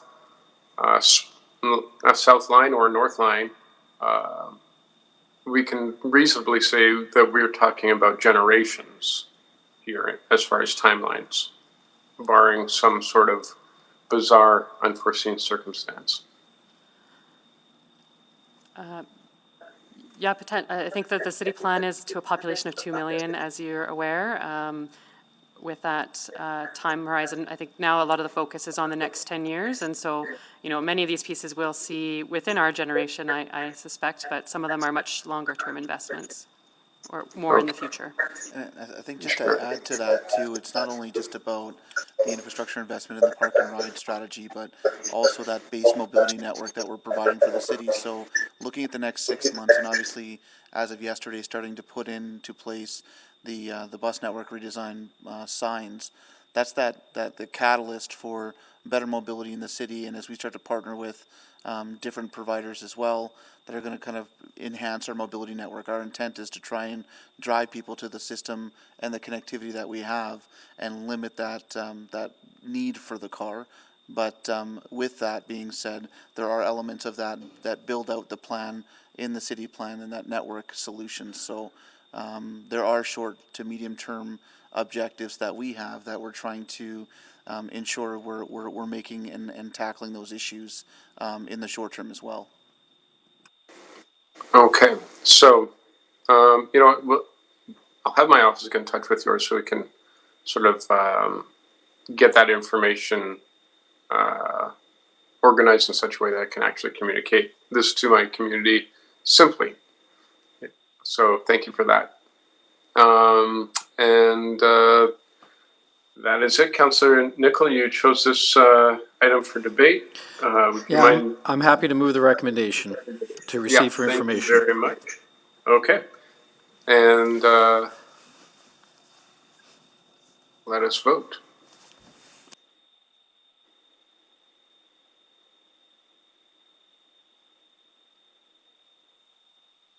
And again, I'm not getting, so my vote is yes. We have all the votes. I'll reboot my software there. Okay, display the vote. And that is carried. Okay. Moving on, we now have item 6.6, the Open Streets event, and I believe we have a speaker for that as well. So, Mr. Chair, we do have a short some opening comments. And you do have some opening comments. All right, please proceed. Thank you very much. We're here this morning with three colleagues who are online. Roger Jevney and Nicole Poirier from our Community and Recreation Facilities branch. We also have Olga Massini, you're aware, Director of Traffic Operations from Parks and Roads.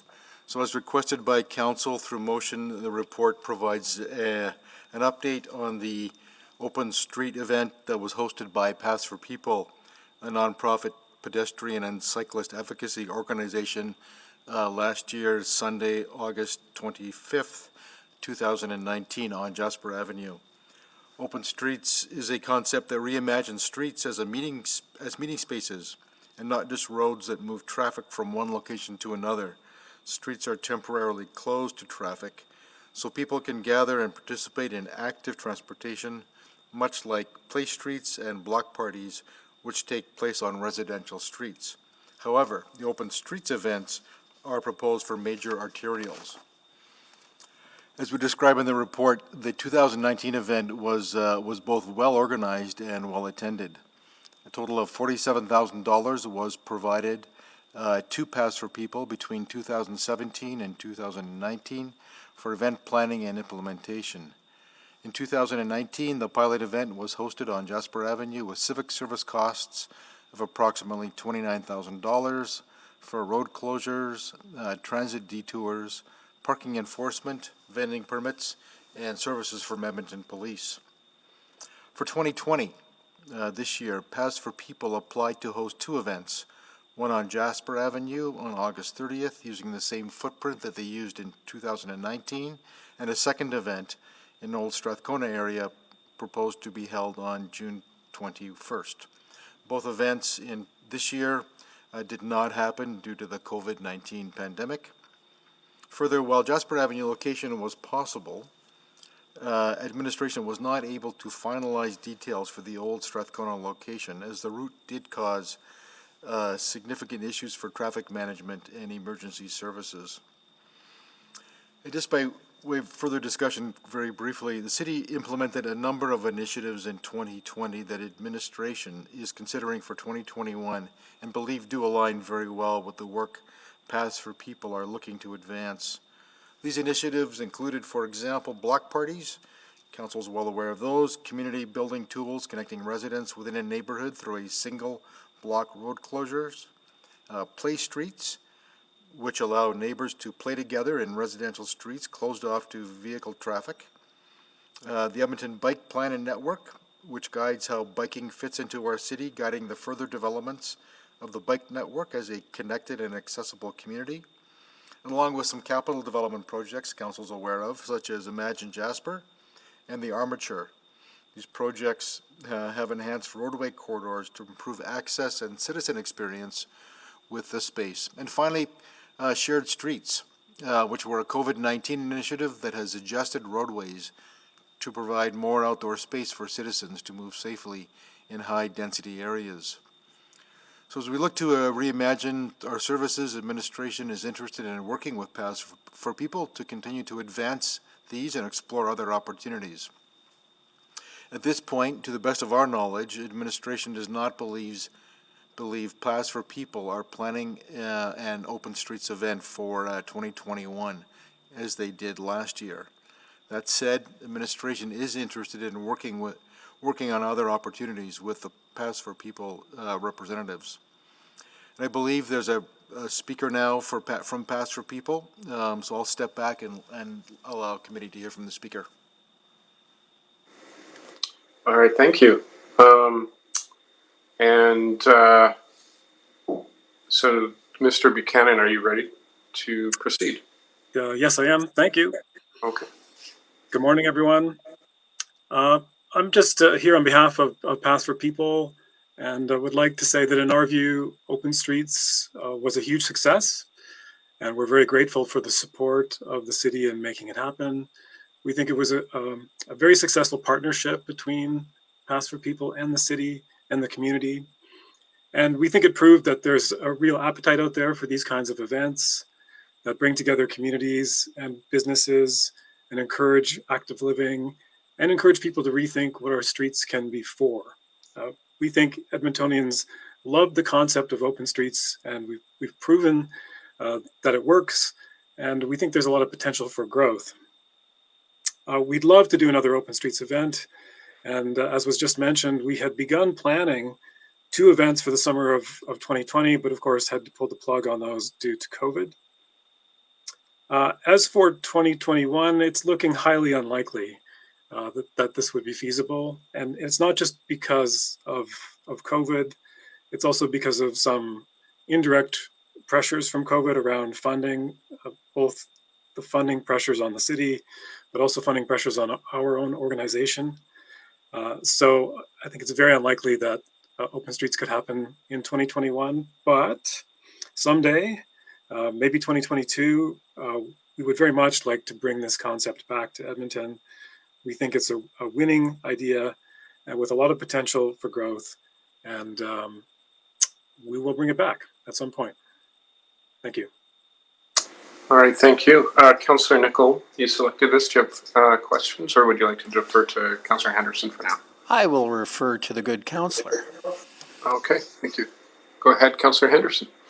I'm just wondering in terms of what we're hearing in the report about how we, even if we can't do a full event this year, if the city is moving forward with some other things, if there are things that we can do together, if there's ways to continue to work with Pastor People over the course of this year, that will allow us not to lose the momentum on this. I think the reality was, what we have to pony up is the cost for closing the roads, which is a significant number. And what Pastor People ponied up was the programming piece of the puzzle.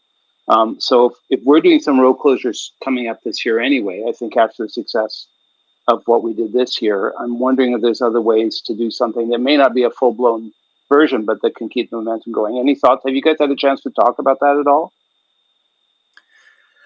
Yeah, we're on the same page there.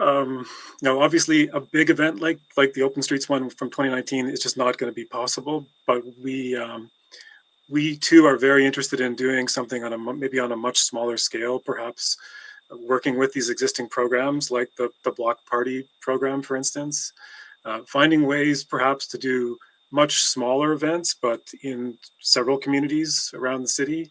So yeah, we are very interested in that idea.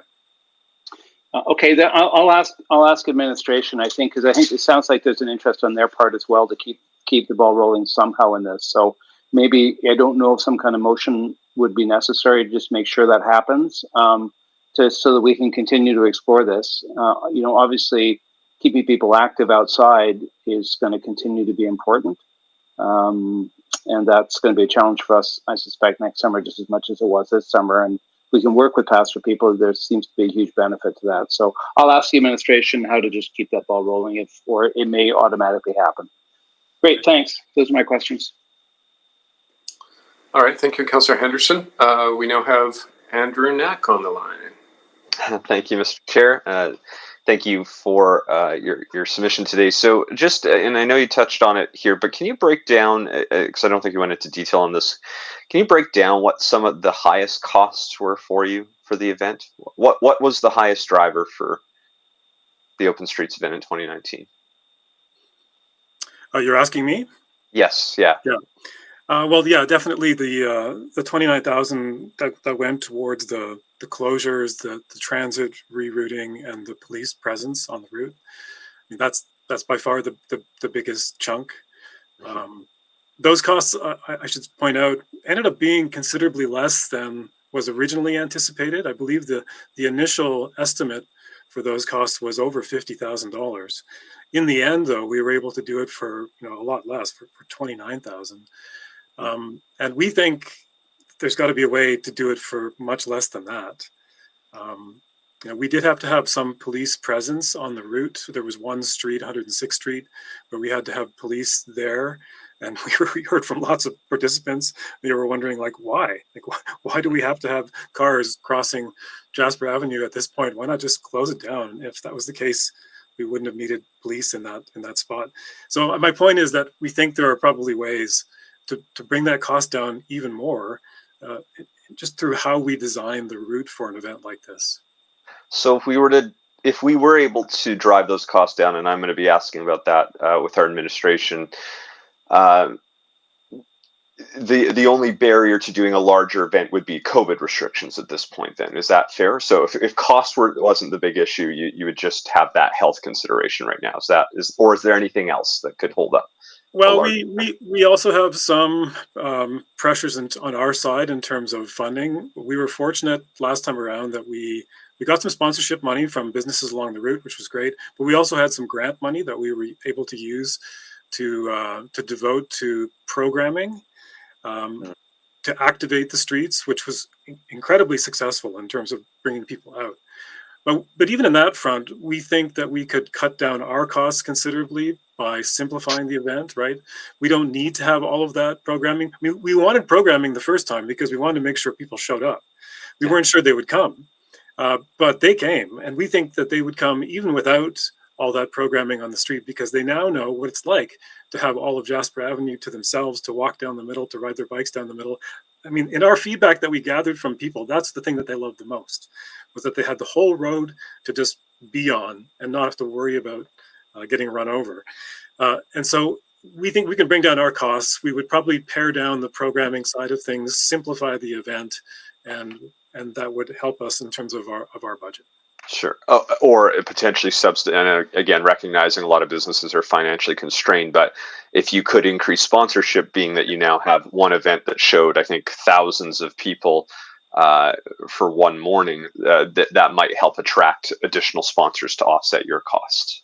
Yeah, we agree. And in fact, the sponsors that we did have, right away, they were asking us, are we doing this again next year? Because they wanted in it right away. So we think that if not for COVID, we would have had more success raising money on our side.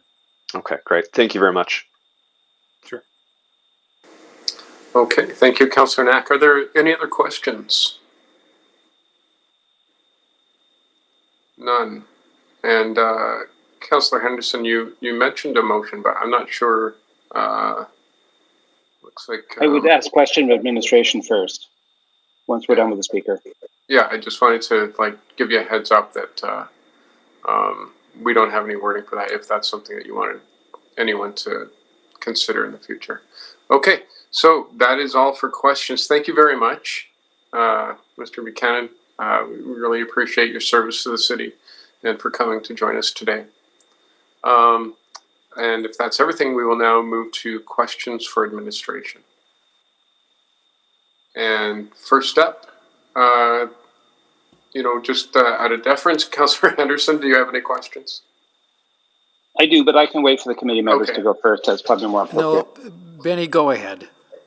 Councillor Henderson, go ahead. Everyone else is okay with that? Little thumbs up? Yeah, it looks like it. All right, go ahead, Councillor Henderson. Well, then, Mr. Smith, I'm just wondering in terms of next steps, to keep, I think it was a remarkably successful event. It ties in, I think, from what I was hearing from you with some things that the city is trying to do, and are probably going to be even more critically important next summer than they have been in the past.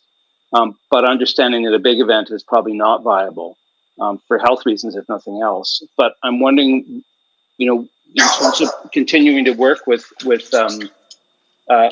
pastor people, what you would need from us, if anything, or will that happen anyway?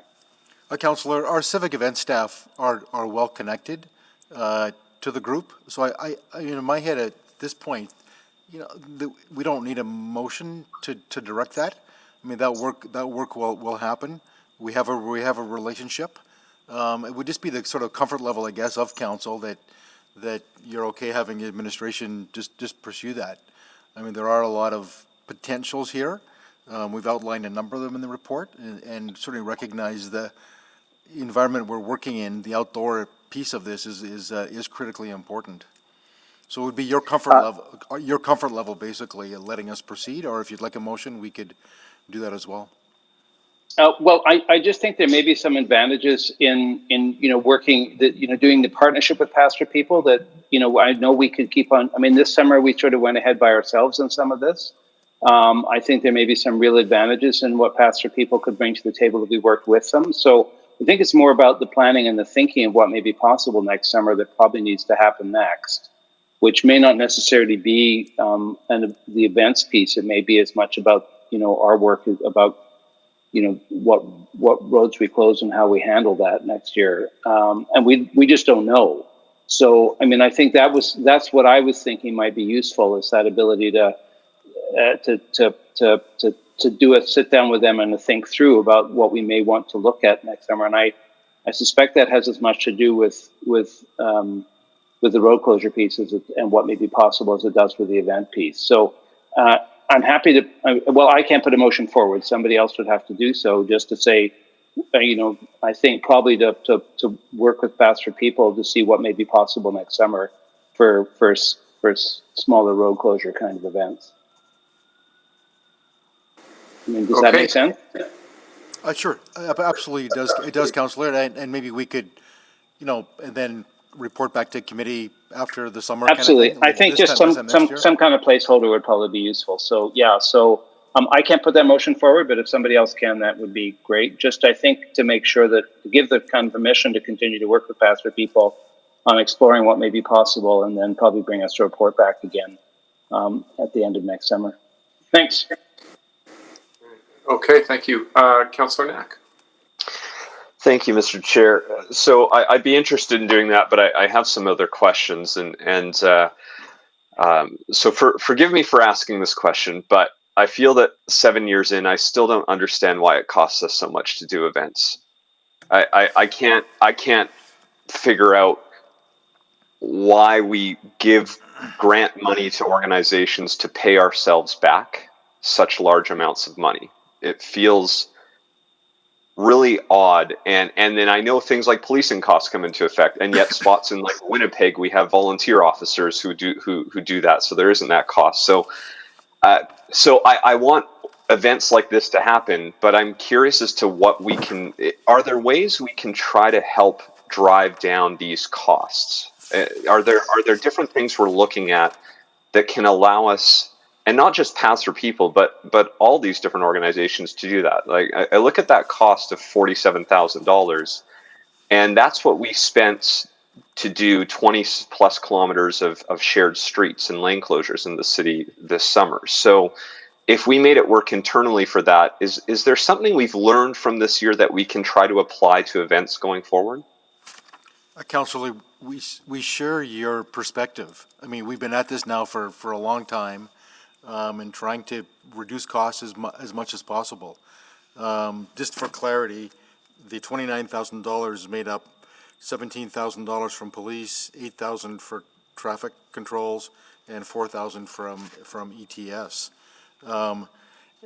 Legislation such as the Traffic Safety Act require police to be directly monitoring movement of the public across lanes. But maybe I'll ask Ms. Poirier to wade in if she can clarify the work that is underway or in place to try to reduce those civic service costs. Nicole, are you there? And yeah, that'd be great. And just as an addition, then I'd be curious why the same thing didn't apply to the infrastructure we put up this summer, as an example. So why would there be policing cost for other events, including this one, but not for what we did as a city this summer? So I'll let Ms. Massini respond to the difference with the shared street, but as these are full road closures, and in the event that we need to allow cross traffic, as Mr. Smythe has indicated, the Traffic Safety Act does require that we use police officers. So depending on the length of the closure, how many blocks they want, where we need and can detour around traffic, all of that comes into play. And that's, I think, why our estimates went down quite significantly when we did the Jasper Avenue closure. We really worked very closely with Paths for People in order to set a route that was going to be less costly. We have looked at a number of other options as it relates to managing traffic and closures, but we have not been able to advance that at this point in time. For example, we had talked about using traffic control much like around a construction site, but that piece of work we have not been able to advance.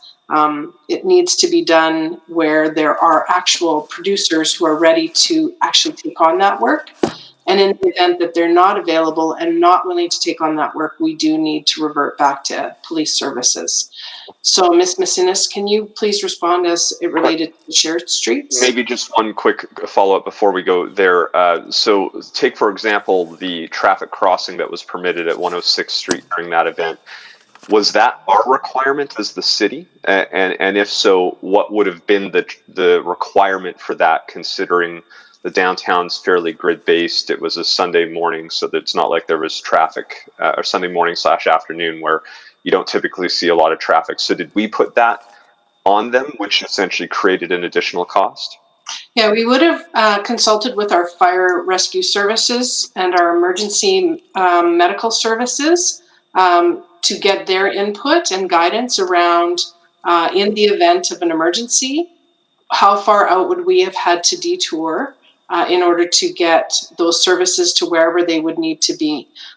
We would also take into consideration construction impacts in and around Jasper Avenue at the time. And we know there's been significant construction impacts over the last few years. Okay. Thank you, Nicole. And just a supplement. So one of the biggest differences between what we did with the shared streets and the lane closures in 2020 was that we didn't restrict vehicular movements, but rather we enabled all activities to happen on a roadway. So while we didn't exactly close roads, we did not require the use of police or any rerouting of emergency medical services from a shared streets and a lane closures context. Typically, when we look at closures and events, we're looking at the scope and scale. And when we're talking about full closures of arterials, and Nicole mentioned it, we're working with emergency services to rationalize where those key points of entry need to be to maintain emergency access to high rises, as an example. Areas that may not be so easy to get to from just a standard detour route. So that's where those costs can escalate. Okay, I'll have more questions. Thank you very much. Okay, thank you, Councillor Knack. Councillor Zadig, please go ahead. Thank you very much. And it sounds like it was a good event. I didn't attend it, but if it happens in the future, I'll try and check it out. I have a few questions around just basic accountability, though. For the money that was dedicated for 2020, was that money returned or was it ever released? Nicole, do you have that response? Yeah, so the city did not give those funds directly to Paths for People. Rather, within administration, we covered the costs as they were required. Council contingency was used for the Edmonton Police Services, and those invoices came into civic events, and we distributed those back to police. Traffic and transit were covered by city operations. So I'm talking about for the events that did not occur. Oh, there was no funding that went out to Paths for People. In 2020? In 2020. Okay, thanks. And so if they choose to go ahead in 2021, it sounded like there was hesitation for all the obvious reasons. Would that money just be automatically granted? If they say they're going ahead, are they pre-approved for this 47,000 or whatever it is? It would not, Councillor. The Arts Council has some potential grants that they could be eligible for. And then, it would basically be like our other organizers in our community. They have to bring forward a proposal or budget back to administration, and then we'll work with them. Okay, yeah, and that leads into the next two questions I was going to ask. One was around if another group wants to do something similar, is Paths for People pre-approved for this type of event, or can anyone come forward and request funding to do something similar? Nicole, why don't you weigh in on that one as well? So at this point in time, Paths for People is not automatically granted funding, and anyone could come forward and request an event. We would need to then consider what the funding mechanisms might be. So as Mr. Smythe indicated, they could apply to the Edmonton Arts Council, but any new event based on our council-approved Festival and Event Delivery Action Plan, that is what we consider a niche event, which are smaller community events, are not eligible for a civic service subsidy. So they would technically be responsible for funding their whole event. In this case, Paths for People, based on council's direction, has been granted funding in the past, but we would need for them to apply for and request that funding, and then we would need to bring that forward to council, as they don't currently meet City of Edmonton funding guidelines for civic services. And is that why we're talking about this today? And also, at the same time, I was going to ask, are we considering this a festival? And if so, why are we treating this as a one-off during this discussion right now versus funding for festivals in general?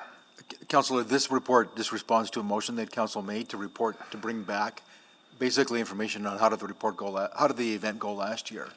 Okay. So that's why this one is here today. Okay. So, and is it considered a festival? I would consider it an event. It's a one-day activity that's happening in a smaller time period. So it would be more like an event than a festival.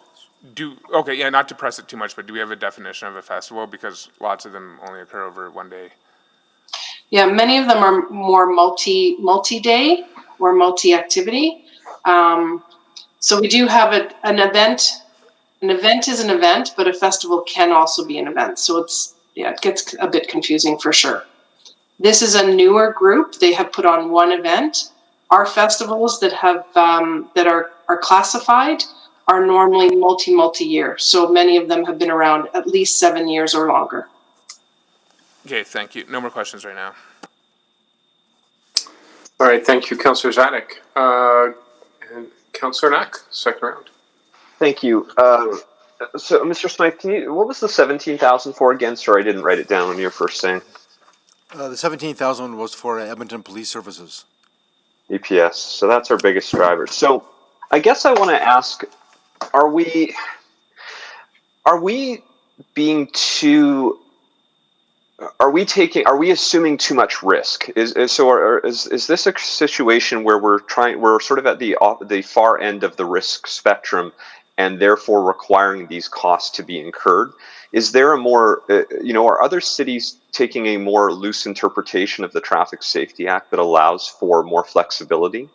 And I ask because I think it's spots like Ottawa that do this every single week. And so I'm struggling to understand why events like this have to have police at that kind of cost, and what ways we're trying to resolve this. So not just to allow this to happen on a weekly or monthly basis, but to let other festivals and events, because this has been the number one issue that's come up time and time again. So is there something we can do that lets our legal team look at this and say, we have to reevaluate, work with the Alberta government, and see if there's a different interpretation of these rules? Yeah, fair point, Councillor. The notes I have here is that we don't have, other provinces do have a two-tier sort of provision where they can use special constables for traffic, which then reduces the cost dramatically. We don't have that in Alberta. And we've certainly tried to work with EPS, and they've been quite supportive of trying to reduce it, but this is as far as we've gotten. But we can so maybe the sorry. Well, I guess maybe the question is, do we, to Councillor Henderson's idea of a motion, I'm trying to figure out what the right motion is. So a motion to work with Pass for People is great, but it feels like the bigger problem we need to solve is reducing the red tape the province currently puts on events in this province through municipalities. So I'm wondering if that is in fact the motion, that we would ask City Council and administration, the mayor on behalf of council or administration, I don't really care who, needs to engage the province, because maybe they're unaware that this red tape exists and is actually preventing festivals from growing and thriving and doing more, because again, it's an event for issue for open streets. It's one of the biggest cross drivers for things like Heritage Festival. It's a huge driver for so many events. And I'm wondering what the right mechanism is. Like, is this time where council should say, hey, we need to have a conversation with the province, or what's the right mechanism to help you get some traction on this? Councillor, I think that kind of exploration would be appropriate. In my mind, it is working with our protective services. They have to adhere to that legislation. So that would be where it would start. So maybe that's the motion, because and again, my frustration is not directed towards you. It's the frustration that I've been sitting here 7 years and I feel like I'm hearing the same old, because you're stuck operating under a system that's preventative. So I think I feel like I've waited for them to make that change, and maybe it's time for us to make a motion related to that. So while I want you to continue working for Pass for People, I want you to cut off $17,000 of their costs so that they can do a ton more events without that same barrier. So maybe we'll work on that motion as I see two more speakers have come up, and they might have some additional insight here. Thank you. Thank you, Councillor Knack. We have Councillor Nicol on the first round, and then we'll move to Councillor Cardinal. Yeah, just as a recommendation to Councillor Knack, this is a very limited report here. If you'd like to bring a notice of motion forward for council's consideration, I think that should go to council as a notice of motion and not here in committee, and it would be better time management. Let's just put it that way, because we still have Councillor Walter's item to deal with, and we got 20 minutes left before noon. That's all I would say, Mr. Chair. All right, good point. We are scheduled for the full day, but that is a good point. Thank you. Councillor Cartmell. Thank you. Thank you for the presentation and the discussion. I'm sorry, I'm still not clear, respecting Councillor Nichols' comment about time. It seems to me, by my recollection, is we closed half of Saskatchewan Drive for months. So we had, you know, essentially a multi-use trail defined by a few signs that said share the road. No cops, lots of intersections. And perhaps more to the point, we closed half of White Ave under the same circumstances. No police officers, signs that said watch out for other people, keep your speed down.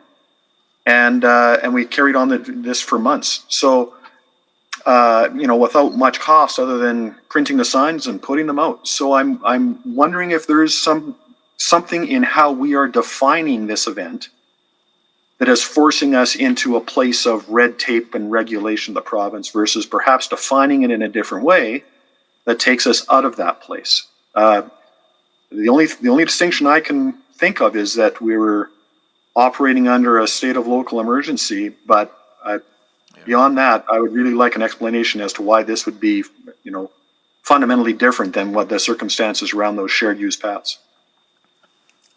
Certainly, Councillor. It's Olga Messini. I can answer that for you. You know, Saskatchewan Drive is actually a really great example. With Saskatchewan Drive, we were not dealing with signalized intersections. Rather, we were dealing with either a series of one-ways, two-ways, and stop or yield controls, which were much easier and actually within our jurisdiction under the traffic bylaw, under the Traffic Safety Act, to modify with temporary traffic controls, where you know, according to the Traffic Safety Act, where we actually need the support of Edmonton Police is to circumvent the operation of a traffic signal.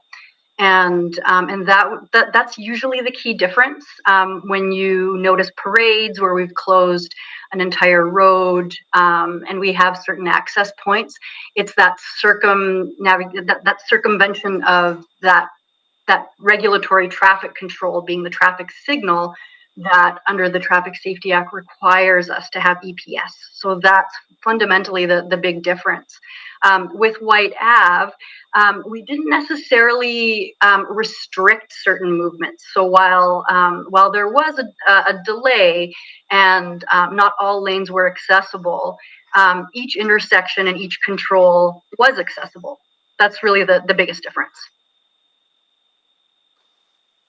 Well, thank you for that. I guess I understand the subtleties there of the differences. Perhaps we can find a location that would serve this event that doesn't include signalized intersections that would allow it to go forward in a more economical way.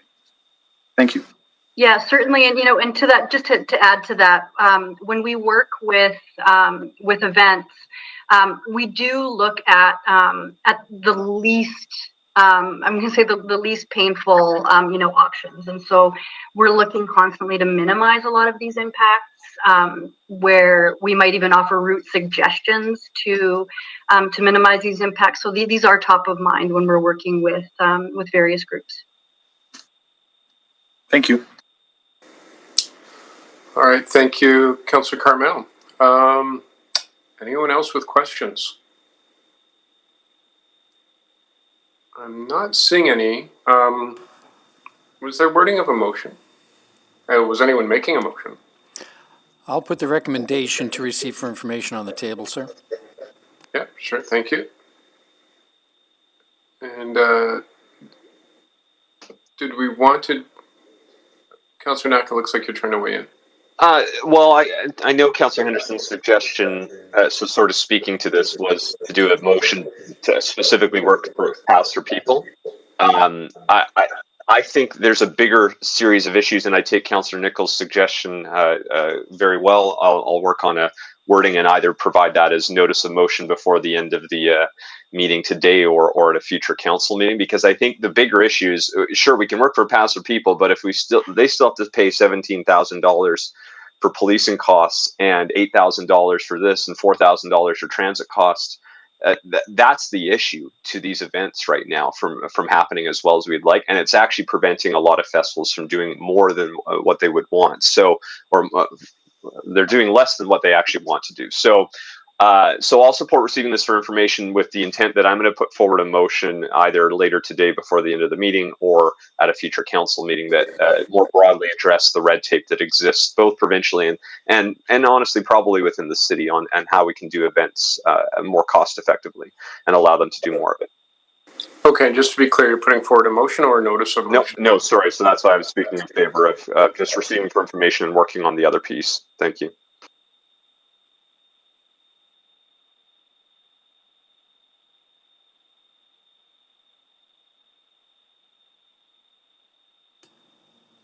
Mr. Chair, I believe you're on mute. Oh, geez. Thank you. So just for clarification, Councillor Knack, you're not making a subsequent motion later today. You'll be making a notice of motion. Yes, like either later today or at a future council meeting. Okay, and that is in order because it sounds like that motion would impact budget decisions. Maybe we'll see. Yeah, well, that'll be for debate. Yeah. Not in a major way, but yeah. Okay. All right. Well, just to check in, Councillor Henderson, just are you satisfied with that? Well, I don't know. I don't know if the motion, I'm not sure. I think if I'm hearing from Mr. Smythe, they will continue to work with Pass for People anyway. If he doesn't need a motion, and I guess maybe a question to Ms. Massini as well, if that's going to happen anyway, then the motion may be redundant. I would say that I think they're two different motions. I don't think one excludes the other. So what Councillor Knack is talking about, I think, is slightly different, which is why, quite justifiably, Councillor Nichols suggesting it's a standalone, needs a notice of motion. But out of this report, I'm satisfied if that conversation will happen, that explanation will happen anyway, and Mr. Smythe and Ms. Massini have enough indication that we're supportive of that, then we don't need a motion. If, however, I heard them say it might be useful as a placeholder, but or just to make sure, but I do think they're two different motions. I don't think one precludes the other. So, but it's up to you guys. I can't make a motion.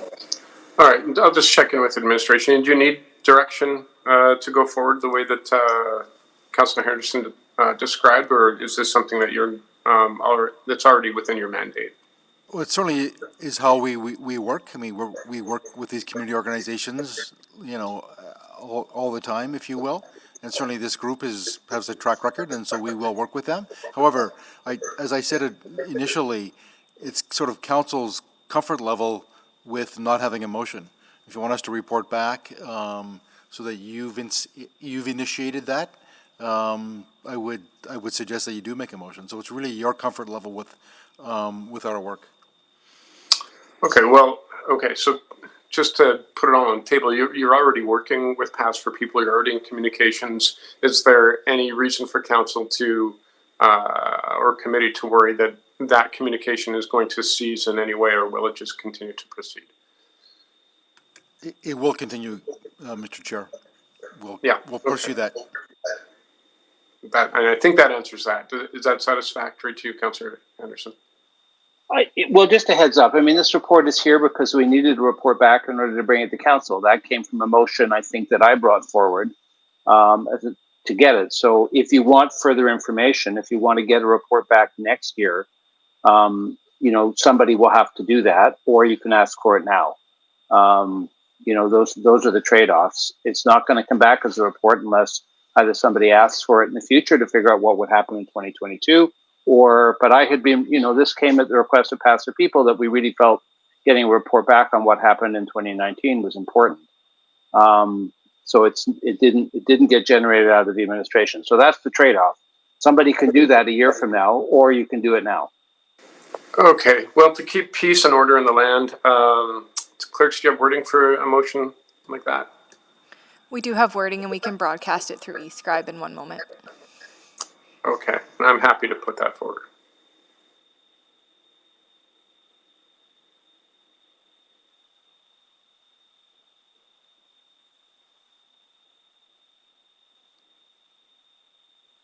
No harm in dotting the i's and crossing the t's. And to clarify, the due date for this would be third quarter 2021. All right, so the motion is that administration work with partners such as Paths for People to plan possible small-scale outdoor events similar to open streets and provide a report back to committee. And Mr. Chair, my apologies for interrupting, but there is the motion to receive for information on the floor as well. Yes. So which would you like us to take care of first? This would be a subsequent motion then?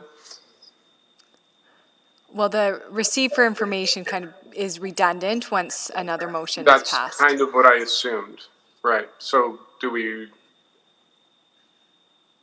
It would what be is up to your decision as chair if you would like to ask Councillor Nicol to withdraw his motion, or you could vote on that one first and deal with this as subsequent.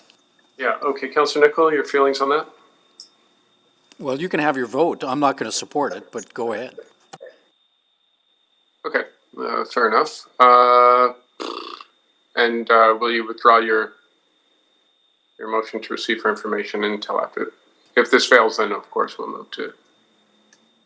I the believe next step. Councillor Nichols signaling that he would withdraw the information. Okay. Or, so if we vote on the motion, the that administration work with partners motion, and then if that fails, we can look at receipt for information. That's right. Okay. So does anyone want to speak to this? No? Okay, we've had it out. All right, so please vote. I will be a yes.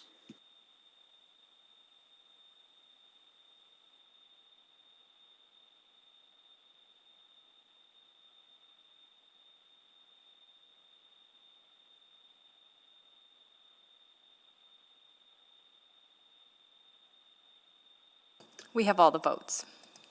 Okay, display the vote, please. And that has not gone through. Okay, so motion to receive information.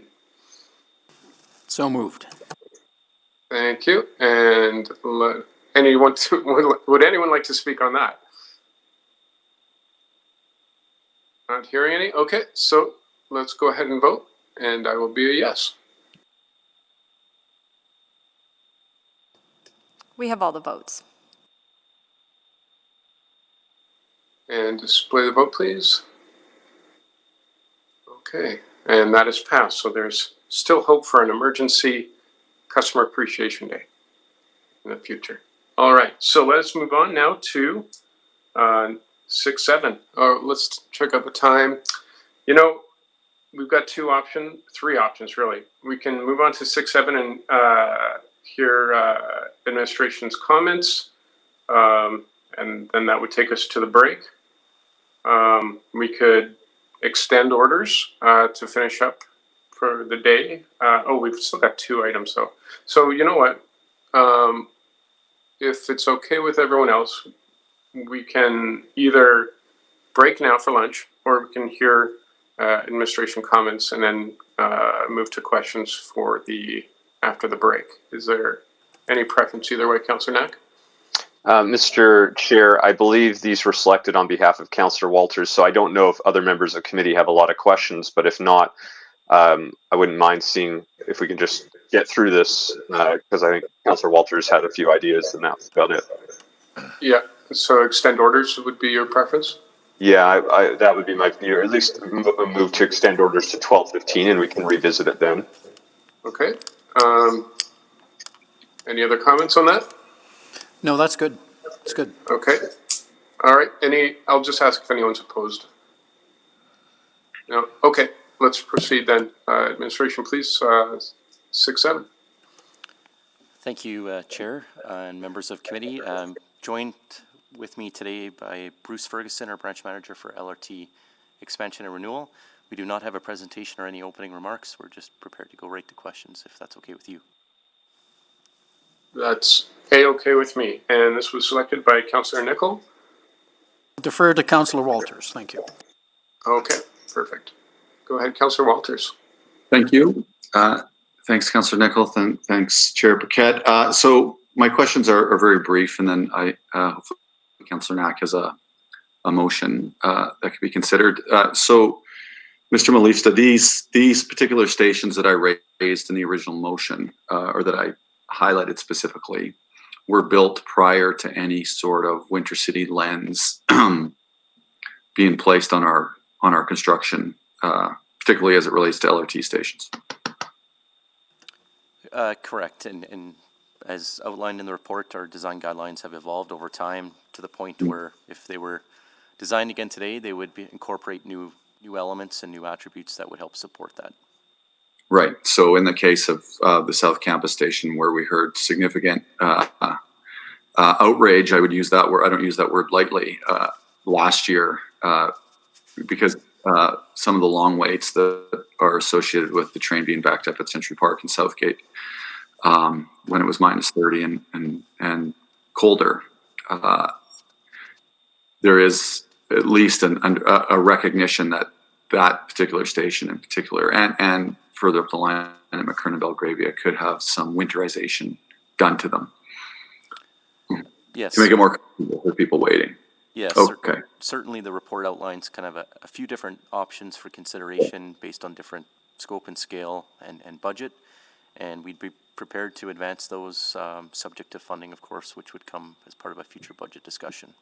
Right. And I have no, illusion that, our financial situation's necessarily going to accommodate that. But I also think that, because of the design of those stations, I think being less winterized than others along the line, and some of the concerns that I did hear, I'd be grateful for Councillor Knack to just put forward a motion that asks for an unfunded service package to get into the mix. So, I'm not asking for any money today, just for the service package or the capital. So the question I have, is this a capital or an operating expense? Because then it would change the language, because I wonder if it's a maintenance matter or if it's really retrofit capital.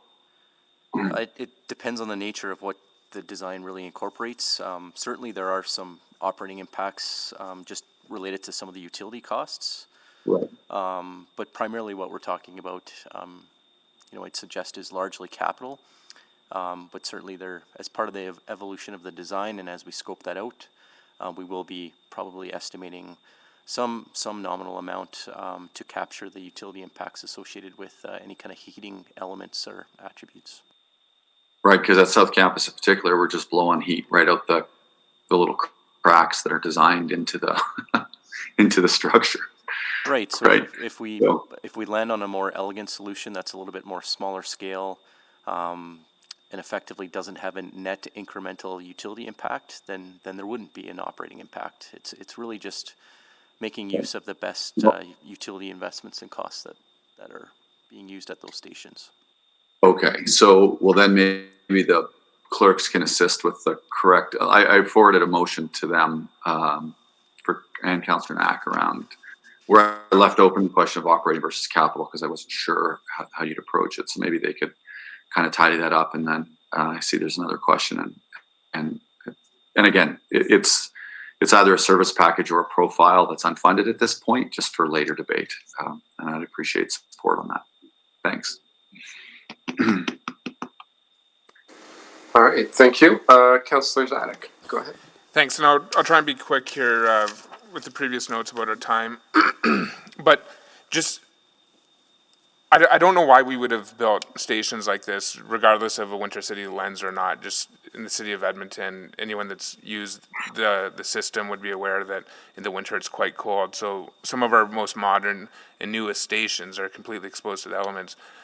Could future stations, which I understand are already fairly well planned, like in terms of being on the surface, like I'm just thinking they should be underground. I know we can't bury the LRT line, but stations at least should be underground as far as I'm concerned. Then you're more efficient with the heating. Just thoughts around that, how some of our newest stations are experiencing this problem and what we're going to do about it for future stations. Well, certainly I think the report outlines as we look to build and plan for new stations, that we do try to make sure, and fair comment, certainly the winter design guidelines helps reinforce the need for designing for winter, but we have been designing for winter for many decades. But certainly it helps add to that. I'd say the other two stations on the Capital Line, Southgate and Century Place, and whether it's underground or above ground, those two stations in particular do have enclosed spaces that allow for more protection from the elements. So moving forward, as it relates to things like the Valley Line project and the work that's proceeding there, you know, I think that Bruce could provide more details specifically if you're asking about how those designs are. No, I think that's sufficient for now, but I would even say that when the train doors open in a really cold, unprotected station, all that cold air blasts into the train. So, and then there's heating costs within the actual cars of the train. So, I mean, for many reasons, I think that we should have these stations properly winterized. So I'd support the motion to bring forward a service package for future debate. But still just thinking about this a bit, you know, there's many bus riders, many more than on the LRT, and it would be cost prohibitive to heat bus stations, shelters, but I mean, I guess the thinking would be for some of the larger ones, like why would bus riders not experience some of this comfort? Well, a big part of attracting ridership is providing a great customer experience, and we are a winter city, and you know, certainly the more that we are able to provide a competitive choice for residents and citizens of Edmonton, the better off we'll be in achieving kind of our long-term goals and objectives related to mode shift and people riding transit. But yeah, thanks for that. In attachment 1, though, it does indicate that some of the stations with the highest ridership aren't heated, and vice versa, some of the lower ridership stations are heated. So I'm not sure how much we can correlate heating to ridership. Any thoughts on that? Well, there's captive riders, and then there's choice riders. And captive riders are those that basically use the LRT because they have no other means of transportation. Choice riders are those that choose it because it's a great experience and it provides them a competitive equivalent choice or more competitive choice than other modes of transportation. So certainly, as we look to grow these ridership numbers, enhancing the customer experience at those stations is part of the whole journey of somebody using our transit system. Okay, and one last sort of series of questions. I'm familiar with Belvedere LRT station probably the most. The heaters there, they're suspended quite high from riders, maybe like 20, 30 feet. Maybe, let's say 20 feet above. And I understand maybe with the type of radiating heat that's sufficient, but two-part question. One is, why are some of our heating elements so high up from the people that they're trying to heat? But now with the COVID lens on, where people have to be 6 feet apart from each other, and there's in these stations that are partially heated like Belvedere, there's several heating elements, maybe 6 or 8 on the platforms, and people typically huddle there to stay warm. Also, in the glassed enclosed area, people stay in there and look out the glass and wait for the train to arrive, particularly more so in the winter. So while respecting human nature and what humans are going to do, and then our physical distancing requirements, which in my opinion are much more important than masks and all that, but it's great that people will be wearing masks on trains. What's our thoughts around dispersing people in our LRT stations this winter from being too close to each other when the heat resources are precious and limited? So I'm not sure that's something that really has come into play in terms of our current approach for designing LRT stations. The COVID experience is relatively new from that perspective, knowing a lot of our LRT infrastructure takes into account many years of planning and design and delivery, but I might have to defer if you're looking for a certain example around this upcoming winter. My time's up.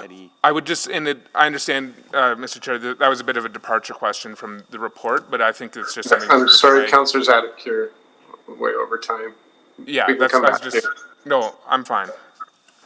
Okay, Councillor Knack?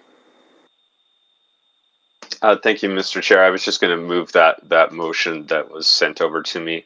The way it's worded right now is that administration prepare an unfunded profile for option 1, fully enclosed existing waiting shelters, as described in the September 30th, 2020 Community and Public Services Report CR 8130 for consideration during the fall 2020 supplemental capital budget adjustment process. All right, and that is on the floor.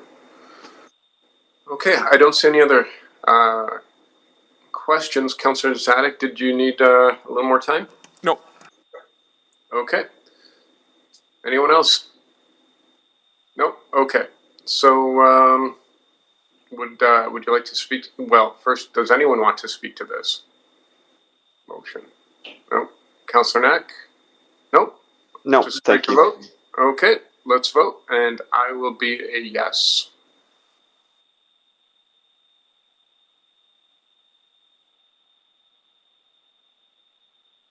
We have all the votes. All right, please display the vote.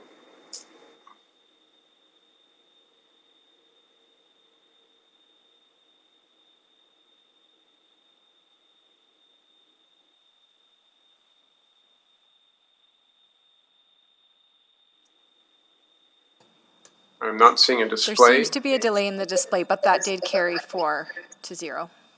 Okay, thank you very much. And moving on to the last item of the day, and looks like we may have time. 7-1. And I'll defer to Councillor Walters as it was his inquiry. Yeah, thank you.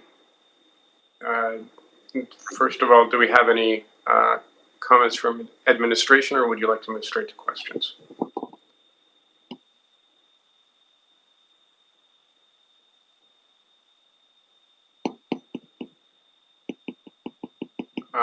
Hearing no response. Sir, Councillor Walters, do you require anything, or are you just ready to go? I have a couple of questions, but there was no, I don't know if admin has comments. They didn't respond, I guess, so I'll just ask. I'm not sure who I'm asking, just maybe if they could identify themselves, who's here answering questions from admin on this issue. Is Mr. Seabrook here, or is... Councillor Walters, it's Brian Simpson here, and Olga Messina, the Director for Traffic Ops, is on to answer any questions you may have. We do have no presentation, and we're prepared to answer any questions you may have. Okay, great. So to either of you, I guess it's just sort of divided into two inquiries. One was about the alley lights, and I do recall the previous discussion. I think it was actually last term where I think it was Councillor Nickel who, I think rightly raised the question about competitiveness in our approach to managing this issue. But the challenge I was having, and that led to the inquiry, which I really didn't want to make, but I felt like I needed to kind of push this through the process a bit, is the accountability around response from those companies, where, again, not wanting necessarily for this to have come to committee, but the struggles that citizens were having dealing with 311 in getting appropriate and timely responses to alley light outages. And then subsequently, when they escalated to my office, the struggle I was having and my staff were having getting timely responses to alley light outages seemed, it just seemed unsatisfactory. So I guess maybe you could just speak to this here. What has been improved or changed to make sure that those people responsible in those, what I think are coherent, that district approach is coherent, but how are we making sure that they're responding to you in a timely manner so that you can then respond through 311 or through our offices to these constituents? It's been in many weeks, 6 to 8 weeks in some cases, if my memory is correct. Thank you, Councillor. I'll have Olga Messina respond to your question. Good morning.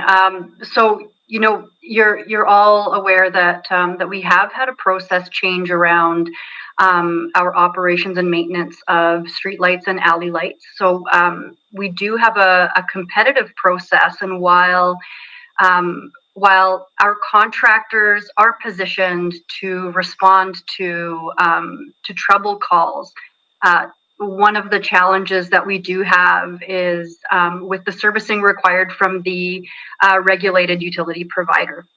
In a lot of these cases with respect to alley lighting, our city infrastructure appears on or is installed on EPCOR distribution poles. So we have 2 assets, 2 different owners. And what we have been working through with EPCOR distribution and transmission is a set of guidelines and safe work procedures to be able to address those outages. Both organizations recognize that the people that we're serving are the citizens of Edmonton. And when the citizens of Edmonton are without that infrastructure, it's an overall negative impact. So considering that there are electrical safety codes and acts that both groups need to follow, we are taking a collaborative approach and working through some of those challenges that would allow our city contractors to work supportively with the utility provider to ensure that repairs are made in a timely and safe manner. Is the approach today perfect? I would say it is not, but we are getting to a better place as we work through a lot of these challenges. Well, I'll take some comfort in that, Ms. Macinas, although it still sounds to me in your description that we're a ways away from being able to commit to citizens' timely response. Because really often for people that raise concerns with me, it's a safety issue, is that it's dark, they use their alleys when they're getting home late at night, and et cetera. So, like at what point do you think, or how long in the future will it take to resolve this where you have these 3 parties with a very clear process that citizens can rely on, and that you get the light fixed well before 6 to 8 weeks? Yeah, I don't think we're too far away, to be quite honest. Quite timely, I did meet with my counterpart with EPCOR Utilities this morning, and we're validating some new procedures currently. So we're not too far away. In terms of that response, we do have some other systems, some internal City of Edmonton systems in place too that will offer some future improvements. So some future mechanisms for reporting streetlight outages that are a lot more citizen friendly and citizen focused. Right now, we often have to rely on a citizen describing the issue to a 311 agent, and sometimes those descriptions can be lost in translation when we're talking about certain assets. So, considering in the spirit of continuous improvement, I do think that our trajectory is headed toward the better, and I think we'll be getting there fairly soon. I'm out of time, but maybe I'll just speak to it in addressing this inquiry, Mr. Chair, very briefly after 10 minutes. All right. Thank you. Councillor Knack. Mr. Chair, we're coming right up against 12:15, but it looks like we're nearing completion, so I think I might just move to complete the agenda, since it looks like we'll be 5 to 10 minutes. Yeah, thank you for that. Anyone opposed? Keep going. All right. Unless you want to come back at 1:30. I don't. All right, there we go. So thank you. Just my one question, because I met with this, we've had a back alley light, not we as in myself, a constituent has had one out for about 4 to 5 months right now. And met with Stuart Lee to talk about this. So from what I understand, it's this limits of approach, which is what you've been talking about. And the issue is EPCOR is required to be on site when they're doing that work. Calgary doesn't have that same requirements. We do. So I guess my final question is, they know it now at EPCOR that it's an issue for us. We know it's an issue. And so maybe to finalize on Councillor Walter's last question is that, could be as simple as asking for a memo to find out when this will be resolved? Because the fact that we had one for 4 to 5 months because we were waiting on EPCOR felt rather ridiculous. And that's not good for EPCOR either. So can I is that a solution? Instead of receive for information, just ask for a memo to find out when that will be resolved? yes, I think we can work toward that. I think that's reasonable.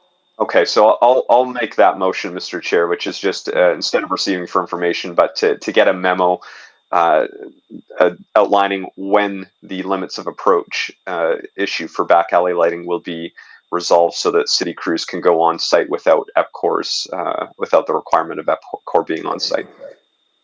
Councillor, if I can make a recommendation, I Sure. think if you remove alley lighting and just make it just limits of approach, that's something that we can work toward. Even better. I'll do it that way then. Yeah, Thank you. So that'll be my motion, just that we get a memo on when we'll expect a resolution to the limits of approach issue. Okay. And any deadline for when that would return?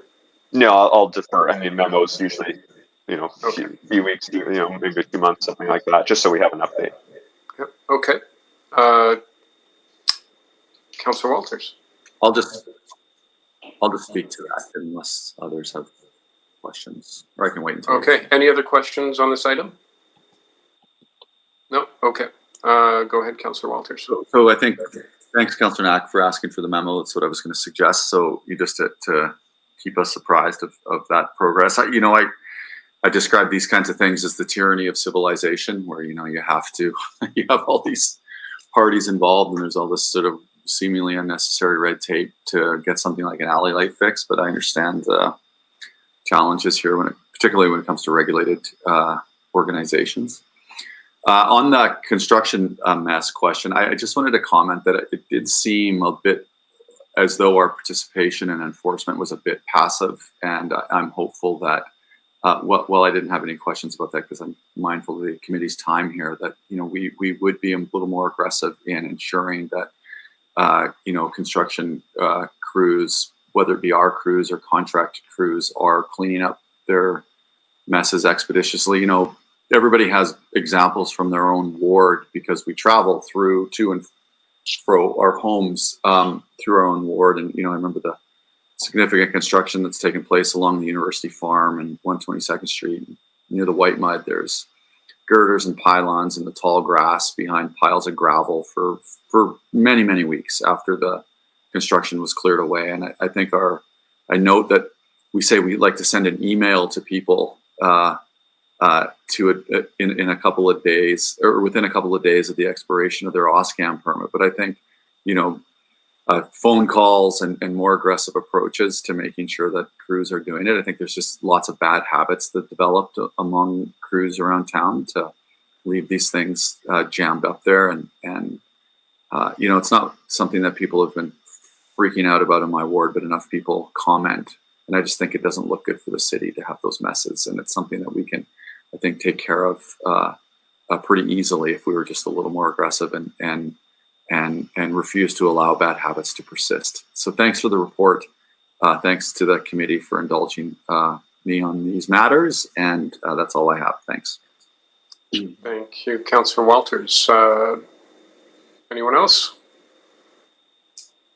Okay. Well, I'll agree with all of that. So, we teach our kids to wash their dishes after dinner, put them away. Pretty basic concept. All right. But anyway. All right, Councillor Knack. No? Okay, let's vote. I am a yes. Andrew, do you want to read that in? Oh, sorry. Yes. Yeah, I think.